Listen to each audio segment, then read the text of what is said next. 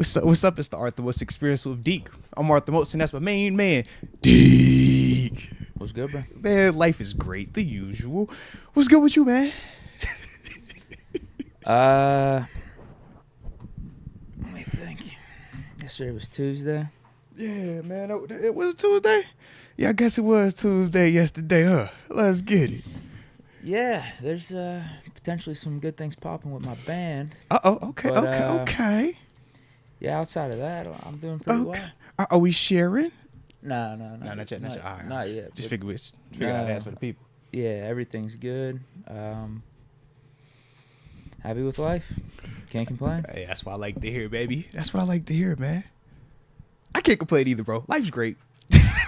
It just be funny to me, man. All right, I'm good now. I'm good. That's what happens when I be, studying a little too hard. Sometimes I get a little happy. You know what I mean? Well, so, yeah. I got a Black History fact for you. What? Deke, I was not ready, Deke. I was not ready. Hold on. Can I get a moment? This is really good. You just came through so aggressive with it, too. I got a Black History fact for you, dude. Don't worry about it. I got one. All right. You know what? What better time than the present, baby? We got Deke Thought right now. Deke Thought, ladies and gentlemen. Deke Thoughts. Mary Van Britten Brown. Okay. Educate. She created the first security system. Word. 1966.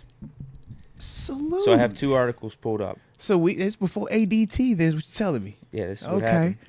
She felt uneasy in her neighborhood and the police were unreliable. So she took matters into her own hands and patented the modern home security system. Wow. There's more. We need more. We need more for that, right? That's really interesting. Deke, cook with me, Deke. Really, cook. really interesting. Can you cook real quick, Deke? Deke, you better cook, Deke. You cook it right. It's simmering. It smells nice with you over there. Good. It smells real good what you doing right now. Can we go? Go with it. So she was born in Queens, New York. Shout out to Queens. 1922. Resided there until her death. Shout out to Queens. February and if you're from Queens, 1999. Queensbridge, and all that other stuff in between, all right, salute you. Let's go, Deke. Let's go. So the patent was filed in 1966, and it Okay. later influenced modern home security systems that are still used today. Yeah. Brown's invention was inspired by the security risks, I already mentioned all this, Mm-hmm. that her home faced in the neighborhood where she lived.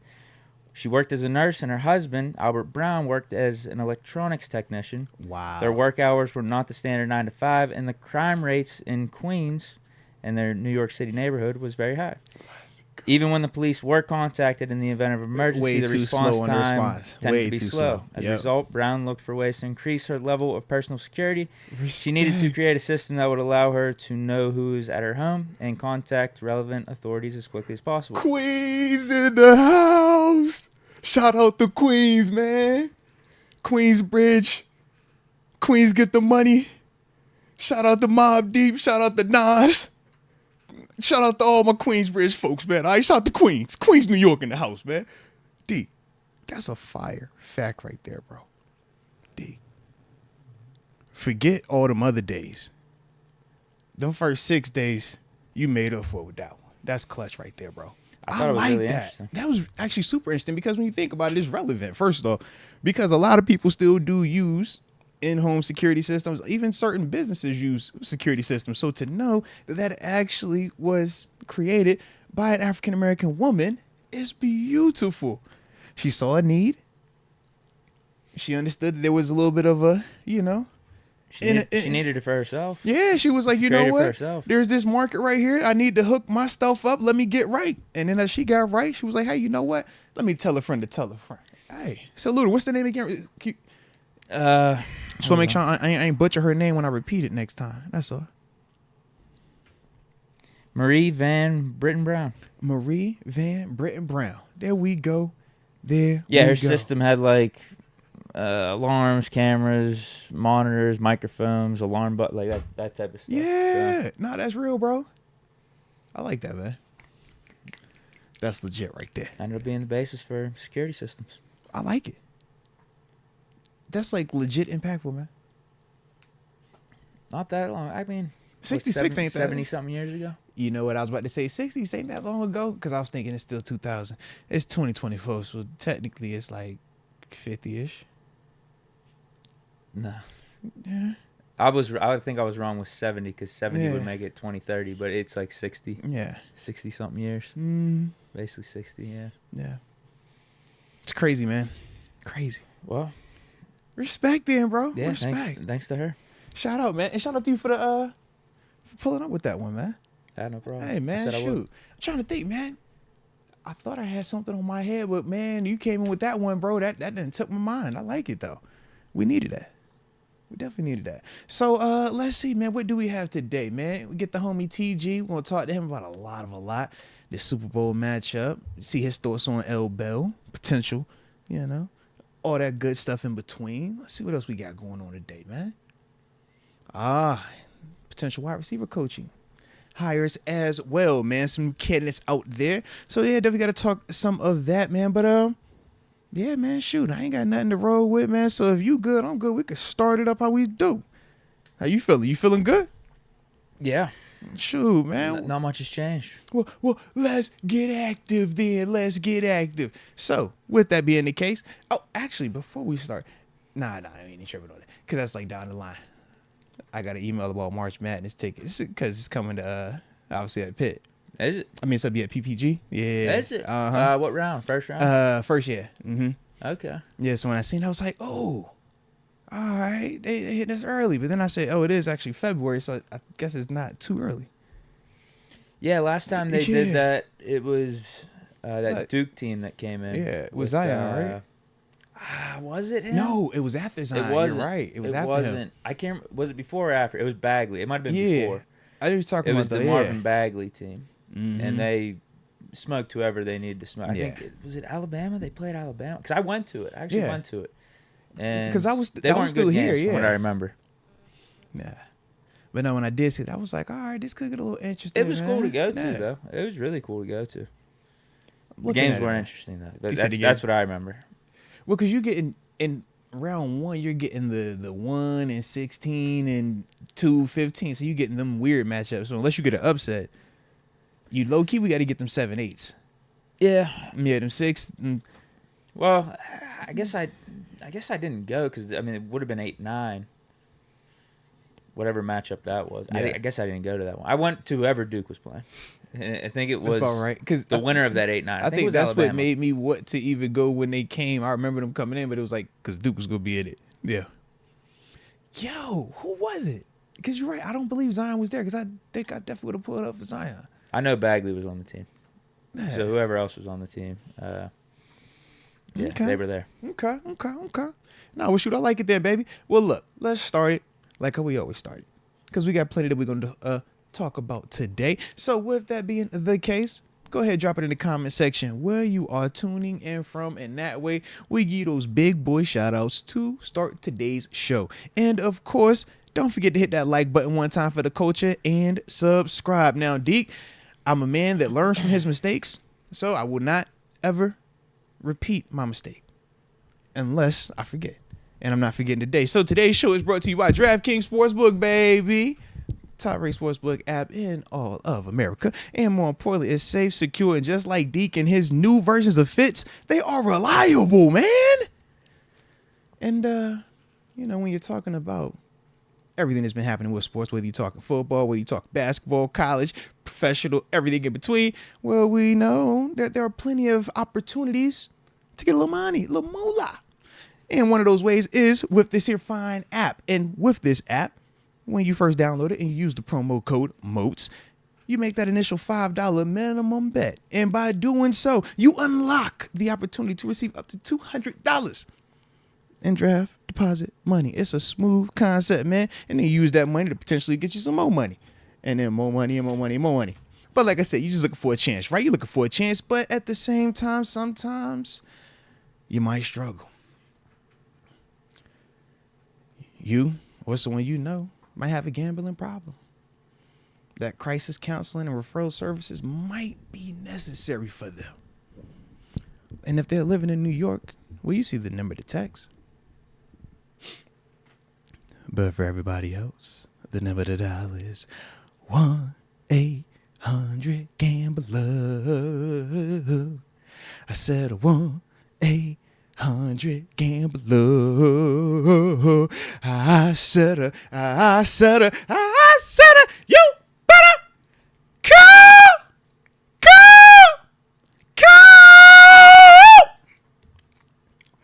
1-800.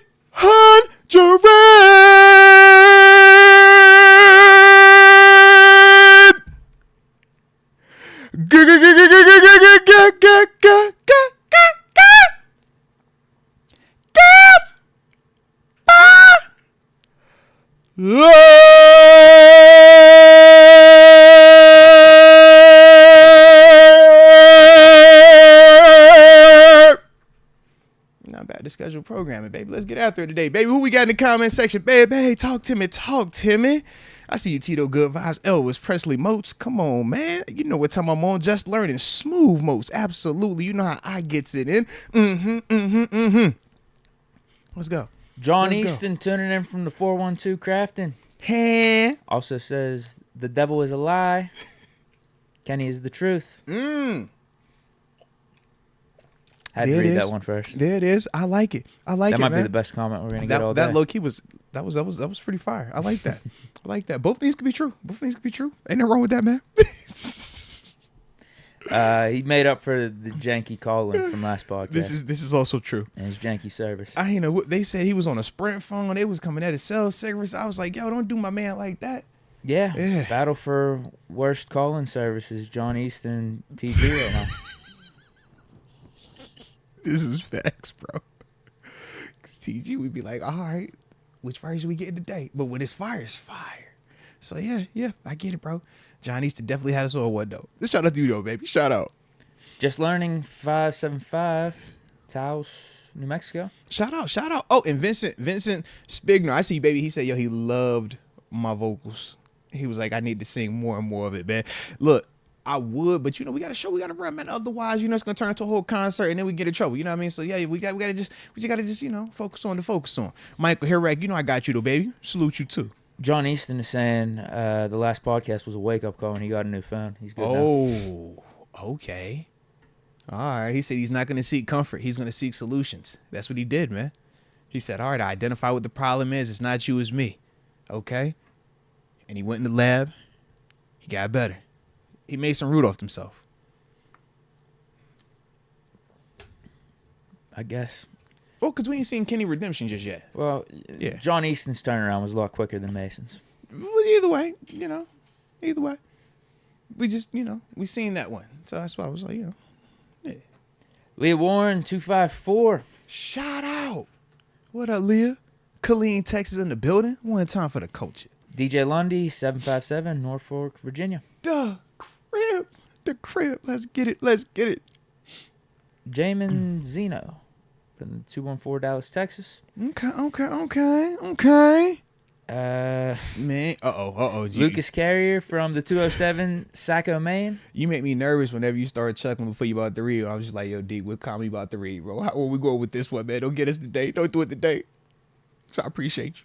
I just let me do it. Just appreciate you, though. Michael Hyrick from the 724 Mount Pleasant, PA. Yo, that's low-key dope. Let me tap in real quick, because he's from the 724. You also got Christian Manzi in the 724, but he's Farrell, PA. Home of the Farrell Steelers. Then after that, we got the homie Mr. Tapu 600. I think I said that right. Tapu T600 in the 724 Greensburg, PA. Chris Wilkinson in the 765, that Liberty, Indiana. Liberty. Adam Eccles in the 706, Athens, Georgia. Salute to Athens, Georgia, baby. And I see your Irish _Steel 63 and that beautiful 419 Toledo. What was that? Toledo, Ohio. Excuse me, what that was. Then after that, Austin Knuckles. Shout out to Austin in the 512 ATX. I feel like I should know this. It's not Austin. It's Austin, Texas, right? Yeah, it's definitely Austin, Texas. I'm thinking about the Supermax Prison ADX that is in Florence, Colorado. Hopefully you're not there watching. But if you are, hit the like button one time for the culture and subscribe. All right. Salute y'all as well. And then I will end it with the homie Cecil Colwell in the 704 North Carolina. On the rings up. Take your shirt off. Switch around your head like a helicopter. Respect to you, baby. Respect. Oh, all right. I guess I can't end with these. I got a couple more. I'm sorry, Deke. R2 Malvo in the 562 Long Beach because he always tap in with us. This is true. He's a regular. He's a regular. Definitely is. Mano been pulling up with us as well. He's in the 413 Massachusetts, and he says hashtag hire Hines Ward. We'll be talking about that in a little bit. So, I got to talk about him. Remix. Got a shot remix. I hit the 315 Qstown, New York. Excuse me on that one. And I will end it with the new homie. Well, not the new homie, but you're still true to it. Tim Kurogi in the 330 Brunswick, Ohio, or OHIO. So respect to you, man. Respect. Oh, and I see you. So it's Mr. Tap Out. Got you. He said he made this account when he was in 8th grade watching UFC Tap Out. It's embarrassing. No, salute you, man. I got an email address. All right. It's still the body. Okay. Don't trip. Yeah. When I say it to people, it's like, I made it when I was in high school. Don't trip on me. Okay. So I understand. Totally understand. Mr. Tap Out. That's funny. I like it. All right then. All right. Wow, Tiger Woods is committing to play golf. How did you feel about that? Might be the next one, Genesis Invitational. Yeah, it says, I think that's in Riviera. I'm guessing it's in December. The next. No. It's in February 15th to the 18th. It's the next week. one. So next week. Yeah. Yeah. The next one's obviously this week, but the next one. Big facts. Big facts. Cool. I was gonna say, how'd you side note, because he's one of our big Nike guys. Us Nike dudes, like that's like the poster boy for like all Nike athletes, man. But he had broke the partnership, man. They going separate ways. How'd you feel about that, man? I almost dropped a tear. It felt like Michael Jordan, like not being with Jordan and Nike. You know what I mean? It's like, yo, I've grown up with you for how many years? Like this is all I've known, Tiger Woods and Nike. If he sticks with his Tiger Woods logo and his Tiger Woods brand, I don't think it's as big of a deal. It'd feel like Jordan. Yeah, but if he completely switches into some other logo or some different branding, then it's gonna feel really off. Yeah, really off. Nah, big facts, bro. Even when I first heard the news that they were breaking up, I was like, damn. I thought it was like a lifetime partnership. Yeah. And I don't know who this serves positively by breaking up. Because I feel like Tiger sticking around with Nike, that's only going to be a good thing for them and vice versa. Yeah, and I think it also is good for golf, too, because you are able to get even the casual dudes that'll be like, yo, I like the Nike Tiger Woods line. You know what I mean? Or Tiger's still the most popular golfer. It's Tiger, yeah. I'm with you, bro. Even though he's washed. I'll be honest. He's washed. But I'm going to tune in to the Genesis Invitational next week. Because it's Tiger. I can't say that I'm going to be doing that for this week's tournament because I don't even know the name of what this week's tournament's going to be. Respect, bro. I'll tune in a little bit. I'm with you, man. I'll check some highlights out and stuff. But I always watch the majors for golf and some of the bigger tournaments. Yeah. But yeah, Tiger's involved, then I'll be tuning in just to check on, see how he's doing. Nah, got to, man. Got to. And shoot, for me, that's the low-key busy weekend. But I'm going to still find some time to peep in on Tiger because I'm a Tiger fan. I like it. I hope he's doing good. I hope he's not as washed as I think he is. I want him to win another major. Well, you quicker to wash him and crown him. I think he's still going to be all right. I'm just giving him his redemption time. Just give him time. Just give him time, man. I think he's still got the skill. It's just going to be tough for him physically. Steelers Road Warrior said he's not washed. He's vintage. It's a shame because if he didn't get in this most recent car crash, swear, bro. He was playing good in 2019 and like 2020. Mm-hmm. Because before he won that Masters, he won the Masters in 2019. It was the end of the 2018 season in the PGA Championship. Mm-hmm. He finished second. He went toe-to-toe with Brooks Koepka there. The two crashes then set him off, man. The first one he came back from, and then this last one, it was like, God, dog, man. Just way too many injuries throughout his career. Yeah. Way too many injuries. Respect, and man. He tried to do all that Navy SEALs training in the meantime and jacked up his back. If you haven't watched that documentary, man, definitely watch that, man. I tapped in on that one. I can definitely confirm. Deke's watched it too, so y'all know it's got to be dope if Deke watched it. Yeah, really good. That was really good. Sure. Disturbing what members of the media will do and the lengths they'll go what they would do for the story. Get Lord. information and Deke, you go that far? It was a little disturbing. You say you ain't crossed the deadline? It's just certain lies it's a little too much for you? No, it's not a job I want. You can have it. You can have it, bro. I don't need the story that bad. I'm good. Yeah, because that was wild. Andrew Shamery has joined the upper room. Andrew Shamry. Welcome to the upper room. Yes, indeed. Yes, indeed, baby. The other Jacob, hashtag pick a fence. In 1940, Hattie McDaniel was the first African-American woman to win an Oscar. Shout out. I like that. So Hattie McDaniel, first African-American woman to win an Oscar. And if I remember correctly, Lauryn Hill is the only African-American woman to win Album of the Year for the Grammys. So we get a little both sides of it as well. Salute. I see you, the Jacob in the... Scrape the pot. Scraping it today, man. I'm going to skip the other ones because Boo Man just dropped a $50 Oh, super. Boo Man off the top rope? Shout out to Boo Man. One time for Boo Man, 318. He says, what's up, Moats and Deke? The Madden League 25 users are still trying to fill up the Xbox or PS5 users. And Deke... Oh, jeez, oh, man. I messed this up completely. I thought he was talking about Madden 25. That game came... That was... supposed to be like Madden 14. He's saying the Madden League has 25 users. Sorry. Still trying to fill up Xbox and PS5 users. And Deke, I got the Steelers, of course. But maybe next season I'll let him have them. But I traded Kenny Pickett for Michael Penix. And he got the better upside, LOL. So he did give me an update on what was going on with the Steelers roster in this franchise. But yeah, they don't want me in it that bad. Because if they want me in it, they would have left the Steelers open for me. Maybe they'll trade that user for you though. Yeah. What? Maybe that whoever's the user for the Steelers, maybe it's Boom Man. Oh, so yeah, he ain't gonna trade it. Never mind. Well, he said maybe next year, but then when does next year start though for him? You already traded Pickett. Yeah. You probably be easier to get back than it was to acquire in the first go around. You might be lighting it up with the new team. Yeah, you never know, but you might get him for a conditional 7th, 6th. No, I'm good. I'd rather start off the franchise with the Steelers and running it from the beginning. That's how I'd want to operate it. For sure. With integrity. I like that. Well, the franchise is different than Ultimate Team. It's weird because I kind of run the game modes the opposite of how they're supposed to be run. Ultimate Team is like you could grab any player from any team and put them onto your squad. Franchise, that's like, you start off with your team.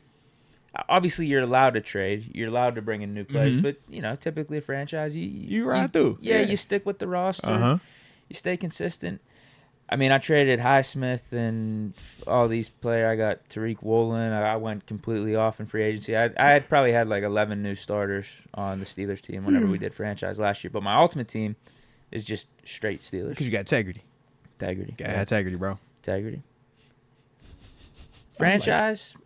You know what? I do have integrity too, because it's just loose integrity. Well, what can you do? Because the years go on, and you're gonna have natural turnover. Well, I was gonna say, do you got to get out of your first year before you make any turnover, right? Out of your first year before you make any major moves. Well, we started in the offseason, so actually, you know what? I did have full integrity in the franchise. All right. There was free agency, there was the draft, and then middle of the season, I thought I could use an upgrade at cornerback, but it ended up being a downgrade. Tariq Woolen was terrible. Terrible. That 99 speed did nothing for me. He was getting mossed by Marquise Brown in the one game. I couldn't believe it. Shout out to Hollywood. That was the game I broke my controller. I could not believe it. Oh, I can feel what you're saying. Trust me. Like I said, getting back into it, I get it, bro. Dude threw up 2 bombs, I think. The one was definitely 4th and long. The other one might have been 3rd and long, but it also could have been 4th and long. 2 bombs. Desperation heaves up to Marquise Brown. He's covered. Tariq Woolen. And Woolen gets mossed. Yeah. Like mossed. It was sad. I'll tell you about when I was about to flip out. Yeah. Getting hit for a touchdown right at the end of the half on just the most asinine, like, how does this ball even clear over the safety? And then the dude, I'm just like, yo, I want to kill somebody. So yeah, trust me, man. I get it. I definitely can understand it. Why do video games like that, bro? I don't get it. But it definitely had me hot like that. And I was like, yo, I should not be this upset about this daggone game. But I was upset about this game. Let's go, UW. Finally back from the Senior and Shriners Bulls. Let's go. Thoughts on the rumors of us playing Philly week 1 in Brazil? It wouldn't count as a home game for us. I didn't know we were rumored. I do see that Philadelphia is already confirmed for it, but I think it was 2025 season? Was that it? Or was it next season? Clue. I can't remember. I don't remember if it was next season or the 2025 season. I was not sure.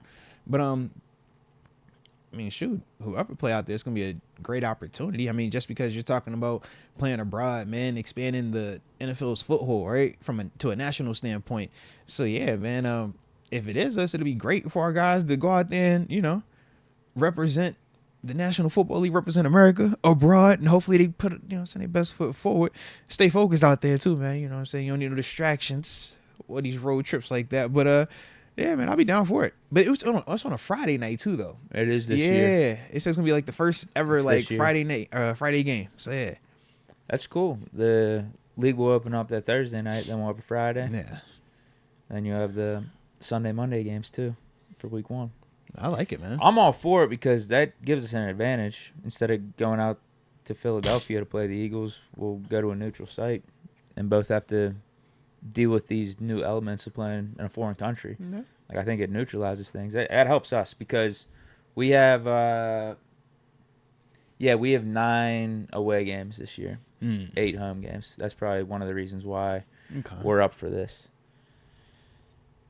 But I think there's 9 other teams. We're one of the 9 teams that could play because I guess the Eagles are going to have 9 home games. Oh, so it's going to account for one of their home games, yeah. So chances aren't amazing, but with the 2 brands, Steelers, Eagles, like I think that would increase our chances over a lot of the other teams on the Eagles schedule. From a national standpoint, yeah. We probably are in the top 3 or 4. Eagles are going to be playing the Cowboys, obviously. Right, because I'm sure their owner is going to make the argument of Giants. Any big brand teams, the owner's probably going to want that game to be played in Philadelphia because that brings them more money. But the NFL is going to want any of them big games like that to be played abroad because it's going to help the NFL out. Yeah, like they did with so it's like back and forth. Chiefs and Dolphins last year going to Germany. Mm-hmm. Let me see what their schedule is. Yeah, see what the other options are because it's like I could definitely see it being us, but I could also see Philly in that game in Pittsburgh. I mean, in Philadelphia. Well, I mentioned Cowboys and Giants, NFC, so obviously Commanders as well. Do the Commanders game over there. Give them a throwaway. Yeah. Falcons. They got the new coach. Panthers, Browns. Oh, it's light day. We like Deke. I don't know Deke. Packers. There you go. Jaguars. Packers potential. Jaguars, they're a London team, so they ain't gonna send them in Brazil. Am I missing anyone? No, I think that's it. Those are all the home games for the Eagles. Mm-hmm. Yeah, we're in the top 3 for sure.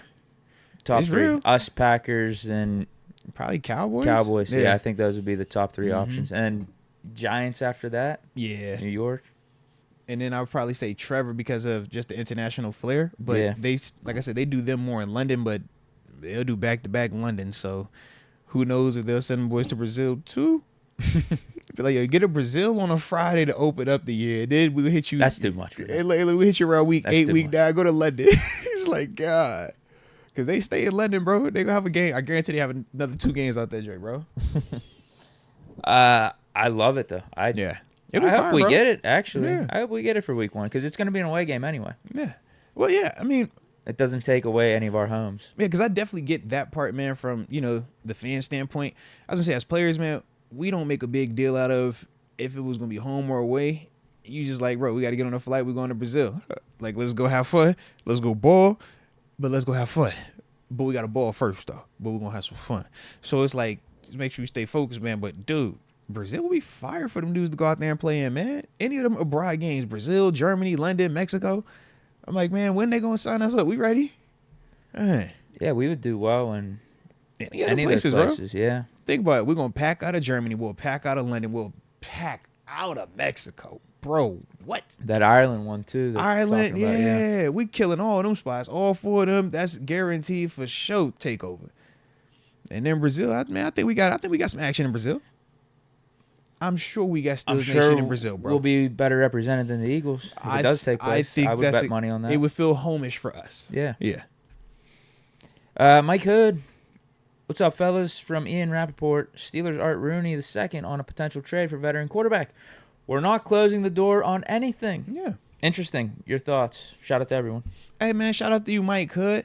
And quickly, before we actually read or react to your comment, I did want to also acknowledge the fact that with these cool little updates to the YouTube thing, y'all do see where y'all can like people's super chats. It's pretty daggone cool, man. But I was just figuring, we started maybe today, have a little fun with it. Y'all know them stadium bags we be giving out, man. The Yes Indeed bags, man. We're gonna see which of these comments today have the best comment, and maybe at the end of this thing, do some giveaways for the best comment. All right, but it'll be reflected obviously by y'all, whichever ones y'all liking. And the fact that we saying it now, Deke, we know by the end of the show, it might be a different crowd up there. So it's going to be authentic. We're going to really see if they liking these comments or not. All right. I like that. But that's kind of the vibe. Since it's new, you know what I mean? Yeah, we want to help y'all helping. We're going to help y'all back too. All right. Y'all like, all right. They liked your comment. We're going to send you something. Don't trip. Okay. It's just throwing it out there to you, baby. But for Mike Hood, in terms of my reaction to we're not closing the door on anything, I think that's as it should be. Coach Tomlin did say that Kenny Pickett is QB1 this offseason. And rightfully so. That's what he can control. But we know the one person that can trump any of those other conversations is Mr. Rooney. Regardless of my opinion, Deke's opinion, realistically the fan base's opinion, if Mr. Rooney wake up tomorrow, he's like, man, I want to go get me a big-time quarterback and I don't mind spending on it, he's the one that could really decide on that type of thing, man, and really green light it, and there's nobody that could say anything to him. I mean, we see Jerry Jones and some of these other owners, when they operate how they want to operate, it's like, bro, that's the billionaire. It is what it is. So I think that is valid. I don't think that it means that, they're going to go out there tomorrow and do something reckless and sign, somebody for a crazy amount of money, but I do think that they are weighing all the options. You think about the different quarterbacks we've named, from a Justin Fields to a Kirk Cousins to a Jimmy Garoppolo to the Michael Penix and, some of these guys in the draft.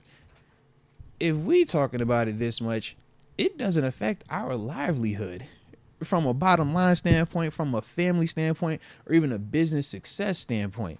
For those guys, it does. So they're doing this to a whole nother degree.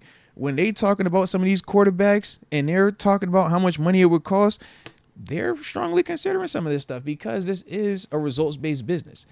And one of the big things that not me and Deke, but a lot of the fan bases brought up is the lack of playoff wins. So when you have that continuing to happen, yeah, you're going to look through every different avenue to see what it is that is causing it. Whether it is this position, whether it's the staff, whether it's the philosophy. But you got to go through all of these processes, and you have to do it, with all your pride and feelings to the side, and really just come through this thing and find all the positives and negatives, make your list, and then from there, you make your decision on these players.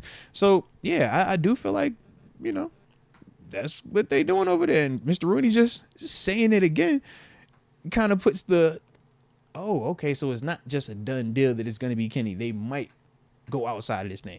Not saying that it will happen, but yeah, they're going to be considering these things. And unfortunately for Kenny, this is, what he opened the door for. All he can do is control what he can control. He don't determine who coming in there. All he can control is what he does whenever he gets another opportunity, man. So I got an update. This is from One Moist Mike. He says, Faribault just tweeted that Art Room II. What's his name? One Moist Mike is his YouTube username. All right, shout out. He said Faribault just tweeted that AR II said trading for a QB is unlikely, and I got the full tweet pulled up. He told Andrew Stockey of shout out to Andrew as well, man. Heck yeah. I don't want to create a lot of speculation out there that we're going to make some blockbuster trade at quarterback spot. I don't. I'd put it in the unlikely category. Yeah. So nothing new. Right where we at with it. That's how I felt even after his comments where he said I'm going to be open to everything, because I still think the wisest move for the Steelers as constructed right now, considering all the cap space, just the players on the roster, all that, is to just stick with Pickett, sign Mason Rudolph, have them compete, and that's how we're rolling into 2024. I think that's the first priority, or probably the smartest approach going into the offseason. If that doesn't happen, then yeah, you got to be open to some things. Whether it's sign, whether it's trade, whatever. I think Kirk Cousins, Russell Wilson type of deals were going to be unlikely just because of the potential cap hits and what they would cost to get them. Mm-hmm. Justin Fields, based off of Rooney's comment yesterday, I thought would be a little bit more in play, even though I still don't think it's the smartest move. But now after hearing him say unlikely, and I would put that in like a big-time trade or like a blockbuster trade category. Now I don't think it's happening as much.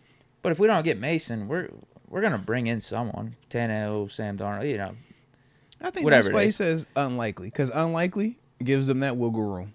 Because right now, everything does say, no, they're not going to do this. But none of us can guarantee it because of the door legitimately being open.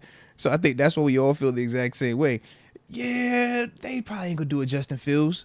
But if they did, would we really be like, yo, this was completely out of left field? I would be at this point.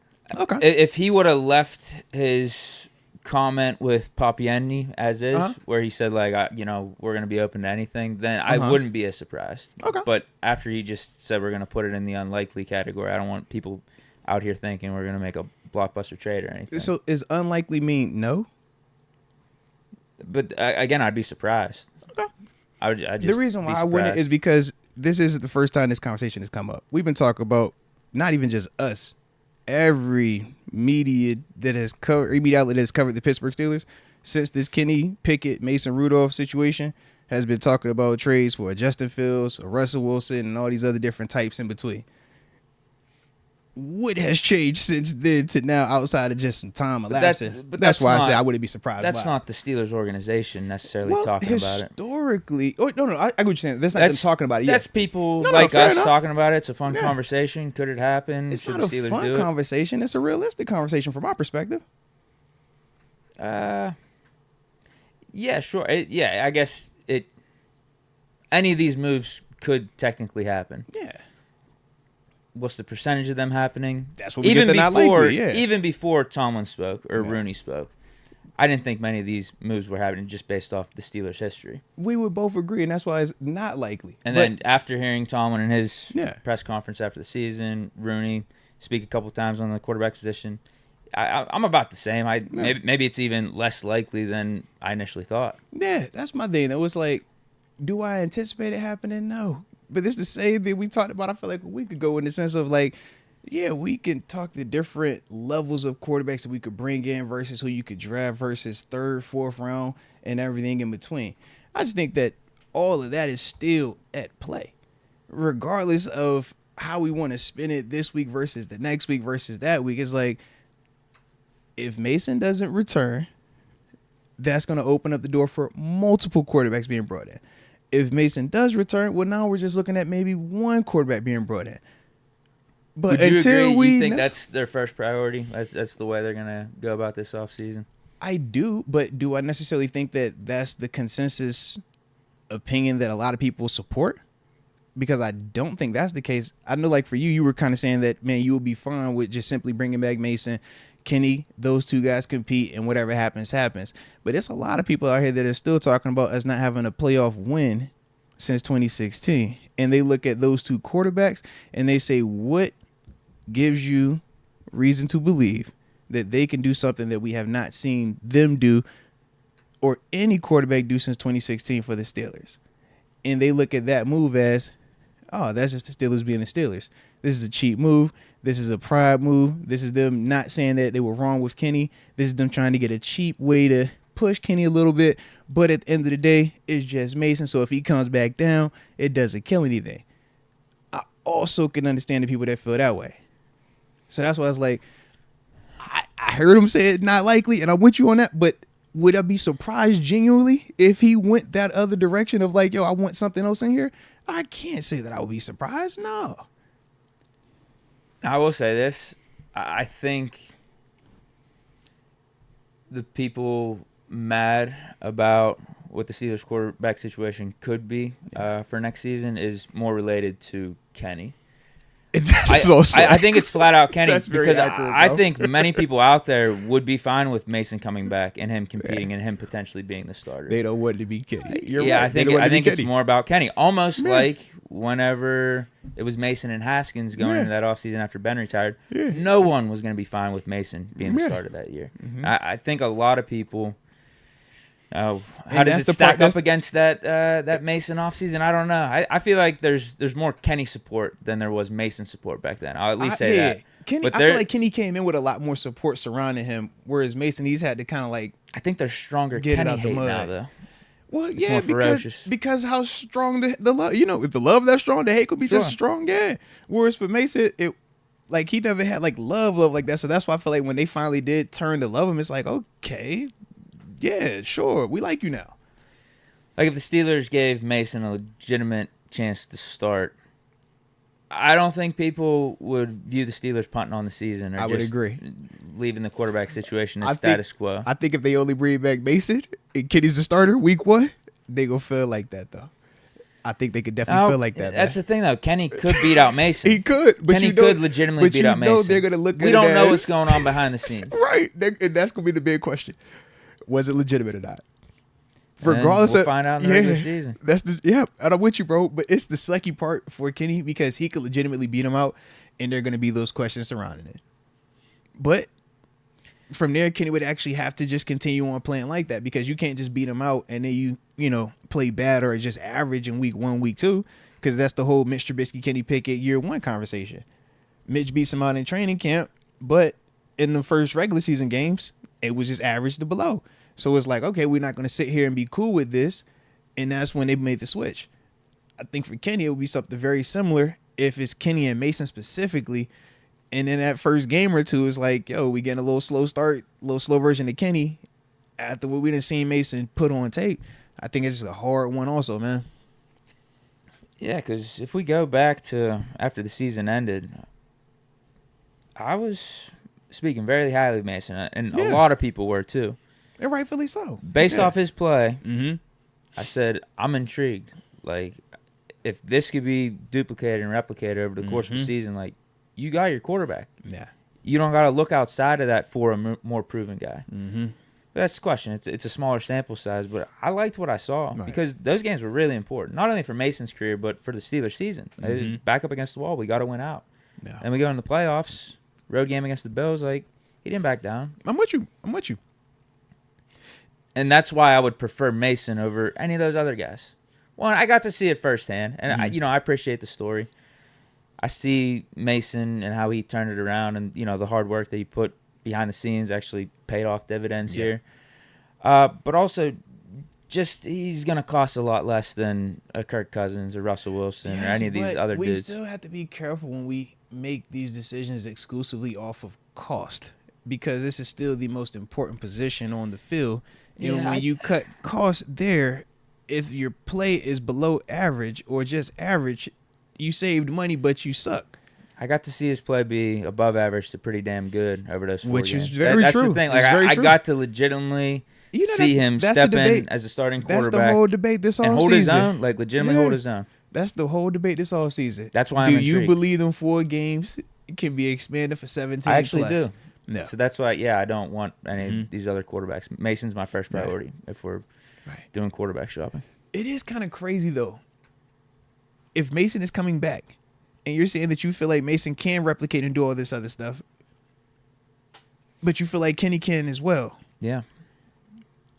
That's the part where I'm just like, well, why even bring Mason back then if Kenny could do that? Because I feel like both of these guys were projected. Both of these dudes were taking big chances on. No, he should have to compete, though. Okay. I really do. I don't think anything should just be flat out given to him. But if all things are equal then. What? Because if you're saying both of these dudes can reach that same level, if both things are equal, how you doing that? Let them compete. No, I'm saying both things are equal then. The best man win. And they're equal. I don't know who wins. We got an off season with these two quarterbacks. This is what I'm saying. I'm I'm saying at the end of all of that, and it's going into week 1 and everything was equal, who you going with?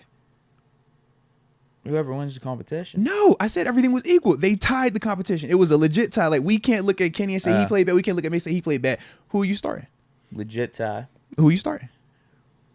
Like, it's not just from our vantage. Hear me out. It's not just from our vantage point watching preseason games. It was a legit tie. Everything was equal. Someone behind the scenes the whole way would say, man. It's not what a tie is? That's all I'm asking. That's what I'm saying. From our vantage point, we could be watching the preseason and say it's close. But I'm saying no. Behind the scenes from start to finish. When I say it's a tie, it's a tie. Pickett. You go with Pickett. Okay. Yeah. And why would you go with Pickett?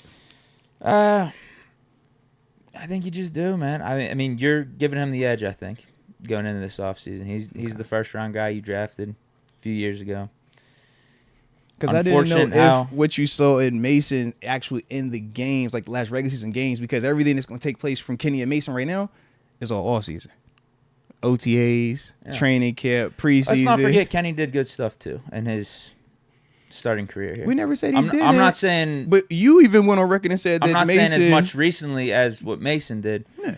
But we get further and further removed from that, and the emotions from those 4 games start to wear off, and you got to start thinking about what's best for your franchise. If it's a tie, it's a tie. I just think because I'm like tie. I'm like tie. I'm with it, but my whole issue is with it being a tie. If everything is exactly even, the last person we saw actually do well between those two dudes in regular season games was Mason, and that's my part where I'm like, is it legitimately competition? Then if we still saying if everything is equal, you're still and that's why I wanted you to answer it. Because if everything is equal, you still gonna go back to him. Is it really a competition? Why are you picking Mason? Like it could go either way. The reason, because with Mason, we saw Mason do it in the regular season games and the postseason game. Whereas with Kenny, we've said that's part of even why both of us are even interested in Mason coming back. So here's how I view it then. If it's equal, it's either Mason's doing really good and Kenny matches him. And it's like, all right, yeah, Kenny overcame this adversity. He is the guy that we and because he's your first rounder, that's where you're going to roll. Yeah, okay. Yeah, I think it's like, it's unfortunate how the season ended for him. Kenny did leave the door open for Mason to take over the Steelers locker room and get the support from the players and everything and win the support from the fans. Yeah. But at the same time, again, we're getting further and further removed from that. You just got to look at the big picture of like, you drafted this Kenny Pickett dude in the first round. You like a lot about him. Yeah. And he rises to Mason, and they're going toe for toe, both playing really good. Yeah. I guess you just ride it out with Kenny. Respect. But then the other way would be Mason comes in here, he takes a step back, and then Kenny's taking a step back, and then you're just like, I'm more invested in Kenny. We don't want that. That's the bad old bad scenario. We don't want bad old bad scenario. We want both guys ascending, and we think they're going to be ascending. That's how I would like it. Because that's a way difficult. I feel like that decision is way more janky if they both are playing bad or like just inconsistent. I feel like that messes a lot of this thing up. Yeah, because the way I see it, the way I would do it, I don't think this is how it's going to be done, is I would give the edge to Mason going into this offseason. So you would flip how they're talking about doing it. Starting the offseason. Right, yeah. So if it is a tie, I'm thinking like, all right, Kenny had rose to come up. back and catch him. That's how I'm viewing it. Okay. But they're not going to do that, so they're automatically probably going to give the edge to Kenny from the start. Yeah. And if it's so a now tie, Mason is trying to catch him. then they're still going to go with Kenny. Yeah. Because that was my whole thing. I'm just like, whether we're talking recency bias or full body of work, we would both agree that what Mason did in the 4, we never got a chance to see Kenny consistently do. So regardless of how we, weigh all of Kenny's games versus all of Mason's games, at the end, we would still slant that, hey, Mason has still played better in stadium in games that actually matter. My other thing was, do you got any PTSD from Kenny preseason a year ago and how that all season played out, the stock we put into it, the feelings and emotions we had to it coming into this offseason now? Because he's down here, I don't care so about he's the going. Preseason. I don't care about any of it, to be honest. Okay. Yeah, you got to do it in the regular season. Just that's it. Because that's why, like I said, for me, I'm leaning with the Mason if it's even. Because I'm like, bro, if all you did was cook it in the off season, I seen this in season. I want to just give it the first chance to mess up. Because either way, I mean, if it's a tie, you're splitting hairs at that point. Like I'm not going to be opposed to Mason because I like what Mason did those last 4 games. Yeah, fair enough. Yeah, I don't think it would be like a. It ain't gonna kill it one way or the other. Gravely wrong decision either way. I think I would lean Kenny. I think the Steelers organization would lean Kenny. Yeah. In that situation though. Yeah. I would agree with you. I think they're gonna lean Kenny also, but that's part of my whole just Mason coming back, I'm like, is this ever a legitimate competition? Because everything that we say, all roads into it not being a competition. All roads lead to it being Mason, you could get the short end of the stick again. And then if it goes wrong with Kenny, or if Kenny Let me gets put it to you hurt, this way. If we Mason coming back to you, balls Mason. out and beats out Kenny, like, Mason should have the spot. Well, think about it like this, right? You say that, but technically he did in a 4-game scenario already prove that. And it's still not enough for the organization. Now, for us, it's a difference, right? For us, we're like, yo, man, now we want to see Mason get out there and compete. But at least from the organization, the message that they've been sending is, yo, Kenny is still the guy that we're viewing as our one right now. Mason is a free agent, so Yeah. we'll see what happens Right. if they both get in the building come OTA time. Yeah, And very true. when they're actually doing practices and training camp and how those reps are Yeah. divvied up. But I get what you're saying. Yeah. It's going to be unique, man. It is definitely going to be unique right now, man. Yeah, like if Mason beats out Kenny, even if it's by a slightest bit, by a little bit, it's close, but Yeah. it's Mason. It's like, yeah. I'd say Mason had the better offseason than Kenny. No. Go with Mason. For sure. We're saying just like legitimately. Because like tie. I wanted to be like, I because I mean- feel like if it's Mason, if Mason beats him out, I'm like, I've already seen Mason doing 4 games stuff that we hadn't seen Kenny do. We still speculate that he can do it.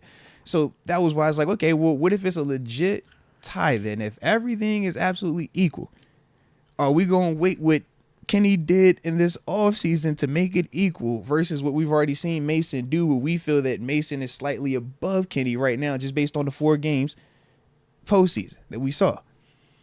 That's why it's like, man, it doesn't really feel like it's going to be a legitimate competition. I think the difference is we are removed from those 4 games. We're going to be further and further removed from those 4 games. Mm-hmm. It's not like you see Mason do those 4 games and you're talking about the game next week, Right.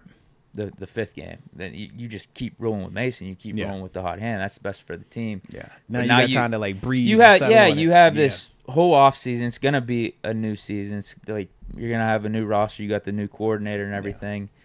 And Pickett, like, he's younger than Mason too. Yes, and this goes very back true. to like Yeah. potentially what's better for the organization. Mm-hmm. Like I think for them, they would rather Pickett be the guy just based off his Yeah. age and everything, rookie Mhm. contract, and obviously it's the first the rounder. Pittsburgh Yeah. connection. Like it would be great. It Listen, would be great for the Steelers organization, for the city. Everything Pickett is could great be the if guy. Kenny checks that box, Yeah, man. 100%. 100%. That's the one they want. 100%. I did have this other thing. So John Easton brought this up, and I think it is actually valid. But he brought up the quality of competition for Kenny Pickett versus Mason. Now, we talked about Mason and the gotta have it games. Last 4 of the regular season, or last 3 of the regular season, plus the postseason game. We also know 2 of those quarterbacks were backups. One team had already had the 1 seed clinched, and we knew they were going to be sitting certain players also. How does those variables weigh into the whole when we're just, because I'm thinking about what you're saying in terms of the further we get removed from those 4 games, we're not even tripping on them, right? We're like, yo, man, it was cool. It was 4 games, man. So it's like, how much of that also is at play for you? Not much. It's new season. I think you just have it be an open competition. I don't think you're really worrying about that too much. Like, if you're Coach T, evaluate, like, you're not looking back on Kenny got to play the Browns defense versus Mason playing the Bengals with Browning. And although Kenny played the Bengals with Browning too. Mm-hmm. I don't think you're worrying about that too much. For sure. Yeah, it was like I said, just one of the ones I was like, is that also in the equation? But if not, man, I ain't tripping on it either. Because we got a whole new coordinator. I guess Yeah. it's a fresh slate for both guys. I would agree. Maybe it's different if Canada stuck around or if Faulkner and Sullivan stuck around, but because you'd have, like you said, the carryover and stuff. But yeah, they all. Yeah, you have the carryover where Mason looked really good under Sullivan and Faulkner, but now how's Mason going to adjust to this new Arthur Smith system? Yeah. Same thing with Kenny. Mm-hmm. But that's another. I mean, to me, that's another reason for Mason, like a plus for Mason to come back. I would agree. I think Mason fits Like, you guys, Arthur Smith perfectly. Well, not only that, but you and Kenny are both starting from square one. Whereas Kenny over the last, he had the full, he had most of the regular season in 2022 under Canada's system, and then he had the full off season in 2022, getting all the main reps. Whereas Mason was taking 3 reps. Yeah. He was all the way down on the depth chart. Now it's a whole new coordinator. So you guys are starting fresh with the new playbook. Yeah. And it should equal if things you out pick it more. up faster than he picks it up, Right? then You never know. You're 100% Then you right. could beat him out in the offseason. That's a dope angle. I didn't even think of that one. But yeah, whereas if you go somewhere else, if that quarterback, whether it's the starter or the backup, has already been in that system for a year or longer, they are going to have an advantage in there versus you being the new guy. Yeah. Yeah, and the other positives are, you're learning the new playbook. Again, Kenny's learning the new playbook, so that's an equalizer. But you definitely did win the support of the players in that locker room. Yeah. At the end of last season. Mm-hmm. So you have that going for you. You have the chemistry with Deontay that has lasted longer or goes back earlier than what Kenny and Deontay have been doing. Pickens, you were getting him the ball. We didn't hear any complaints from him at all. He was actually no happy. Social media drama. He was dancing on the sideline with no catches. So it was beautiful. So yeah, I think I know some people want to take the angle that Mason is butthurt about everything that happened here in Pittsburgh. He might be. I don't know. But I still think it's a smart move for him to come back. I think it's like a legit option. If he wants to get back to be a starting quarterback, this is a path. This is a serious path. I know. Yeah, he definitely has some pathways, man. And he's definitely, I think, would be one of these ones to consider this one. Because it does make sense. Regardless of how we believe in Kenny or not believe in Kenny, the door is open. So, yeah, that's a lot more than what you could say about some of these other places, man. Like, let me put it to you this way. If the competition was strictly based off regular season play, yeah, Mason's QB1 going into week 1. Okay. From my standpoint, I think he should be QB1. Respect. So I got to think he's looking at that and saying, like, I would think so too. Yeah. You know, whenever it was my chance, I did better than the quarterback that they have as QB1 right now. Yeah. I could beat him out. Like, if you have that type of confidence in yourself, which I assume he does at this point. He should at this point. I don't think he's questioning his confidence. I think he's questioning just, once again, we kind of casually leave out how he got that opportunity. He wasn't the first guy off. It was Mitch coming in. All right, Mitch, just one more time. Let's just try it, and let's see if you can just not crash. All right, you going to crash it off. All right, God, dog. Come on, Mason. I do think that that does matter a little bit. And I would like to think the Steelers would view it from that standpoint, too. That's what I'm hoping. Don't disrespect them, man. If you take what Mason did in the regular season, you take what Kenny did in the regular season, you would lean Mason. In fact, I think they showed their hand as 2023 was playing out by sticking with Mason, right? But yeah, it's gonna be all new though. I don't think there's gonna be like that much carryover from last season in terms of like momentum and like that feeling, because it's all new. Because if Kenny balls out in these practices and gets Pickens the ball and Deontay the ball, you think they're gonna be stressing that much about KP8 or you know what I mean? It's just like who's gonna be throwing the darts out there? Yeah. Who's gonna be getting the offense going? Steeler Nation on fire. It says Plexico Barris, Mike Wallace, and Santonio Holmes would be nice wide receiver coaches. I like it. See, man, we're going to get that. We're going to talk about that because that's actually a topic today. I just looked down and realized it was about to be 5 o'clock, though. I didn't want us to. Let me text him real quick. Okay. Because if he ain't ready, then we're going to hop into that now. But if he is ready, then we're going to spin the block. But, I got you, though. Let me see if he good. I'll read a couple more then. Let's go, Dub. I know Fields is the popular quarterback to bring in, but why not Mac Jones if New England moves on? The offensive issues weren't his fault. Yeah, I think that'd be a name to throw in.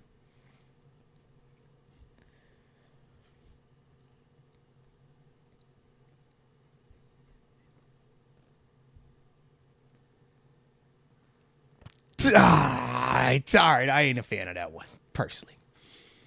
But I'm not a fan of it because I feel like that's on the level of what we already have. So that's why I'm not a fan of the Mac Jones. I just feel like it's just like it doesn't move me, I'm like, if I'm gonna break something, like if I could like push it, or is like definitively better. I feel like Kenny's better than that, bro. That's just me though. I'm not a Mac Jones guy. So you don't want Kenny? No. I don't like Mac Jones. So if we're bringing in Mac Jones, I already feel like Kenny. I'm taking Kenny over Mac Jones today. That's what I'm trying to tell you. I'm not a Mac Jones guy. But you said you want someone definitely better than Mac Jones if I'm bringing him in. Yeah. Because otherwise, like, why am I wasting my time bringing in Mac Jones? You think he's that bad? No, I just think Kenny is already better than him. Even though Mac Jones is a Pro Bowl, I get it. I just personally like Kenny over Mac Jones' game. But that's me. Yeah, I feel that way too. I think you could still have a little, competition between the two. If like we're seriously talking about like a Sam Darnold, then I don't think Mac Jones is out of question. I prefer Sam Darnold over Mac Jones. That's just me. I'm just not a fan of Mac Jones' game. Not.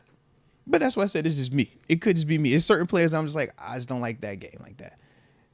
And I do feel like Kenny is better than that game from my perspective.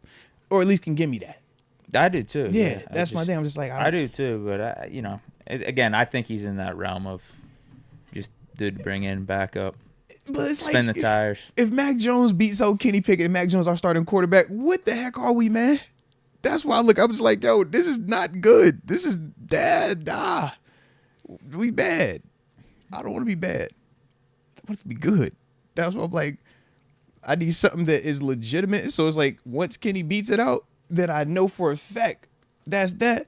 But even if it doesn't, I don't have to just go through a season of like, oh my God, bro, here we go. Play perfect defense and special teams. Presley Harvin, they gonna want to kill you after your 6 point today. Don't chirp though, all right? Like, I just don't want to deal with that if we don't have to. And technically right now, we don't have to. So that's why I'm just like, oh, I'm not the Mac Jones guy. The way you view Kirk Cousins is how I view Mac Jones. I think that'll give you context. That's not true. No, it's 100% true, bro. That's not true. The way you view Ryan Tannehill is how I view Mac Jones. Mac Jones is way worse than both of those guys. Well, the way that you talk about Tannehill is how I envision Mac Jones. I'm just giving you so we can be able to say where you live, man. I will give you this. You saying that we're starting Mac Jones in week 1 did not make me feel good. So there's that. It's bad, bro. It's bad. I would say the same thing about Sam Darnold, though. To be honest, I would agree. I would also feel the same way with Tannehill a little bit. And this is where I would slightly disagree because of all those three, I just feel like Tannehill is giving me the best of that group. But they all. I wouldn't feel good about it though. Nah, I wouldn't feel good about it. Tannehill, Kirk Cousins, Garoppolo are like the peak of that version of, yeah. So it's like, I don't want it. If I'm not gonna get the best of that version, I don't want just that. Is TG good to go? Yeah, he said he's good. So, all right. What do we got to talk to him about? Hey, look, right? See what's going on with the homie. Lev Bell, I guess. No, we're gonna talk some of that. Yeah. Absolutely. All righty. And y'all hit that like button one time for the culture too, baby. And don't forget to subscribe. Let's call up the homie TG. Why am I FaceTime the homie? Hello. Yo. You got me over there? You hear me? I'm tuned in with you. There the homie is, ladies and gents, boys and girls, and I say children of all ages. We are joined right now by the one and only Pittsburgh Steelers alumni. We talking about the West Virginia Mountaineer alum, almost heaven, Deke. That's what they say, almost heaven. Almost heaven. It's really almost heaven. It's almost heaven. That's what they say. One half of the locker mason, more importantly, my mother freaking locker mate. So without further ado, Terence Garvin, ladies and gents. TG. Yes, sir. Boy, we got some hot stuff going on today. We got some hot stuff that's been happening this week. But I think we will start with the hottest of them all. Your boy L. Bell said he trying to come back, man. What's the word? Word? Bell. Is the juice man still juicing? What's the word? That's funny. You ain't ringing the bell. We ringing the bell. Talk to me, baby. I'm gonna be honest with you, and I know this might sound crazy. Talk to me. But I'm gonna test them out. If you want to come back, I'm gonna test them out. I'm gonna make sure. Like, hey, you sure? Like, you sure? Let me see. Is it really 2 years removed or is it 2.5 removed? We got to see what it look like. He might have rested that body because you got to think L. Bell's skill is the fact that his knowledge, like not only can he, like his ability to run was special, but he knew how to set things up. Yeah, the vision was stupid. Yeah, his vision, and that's stuff that not to be, but you can go out there and really do that if you feel all right. So it's kind of like, I don't know. I test him out. I make sure I see what he got. Can you do this? You still got this? Wait, because we were looking through it. I think what he said the last game he played was in Tampa. Yeah, that was what was that? I think he's 2 years. It's like 2 years. 2021. He was on that. He was at the 10. He really had that Ravens time. He only got like a total of 40 carries or like 45 touches that whole season combined with it was Ravens. I think he scored twice though. He scored once. He scored in Baltimore. And I think he touched Payne in Tampa. So it's really like three and a half years removed. But that was a different. Now, be real. That L-Bell you're not looking for. Like that one looked heavy. That looked like first couple years L-Bell. But if he got time to rest that body, he feeling all right. He come back looking. Well, we know he in that boxing shape right now. You know what I'm saying? He was lean, mean. He is in boxing shape. So I give him a run. I see what it looked like.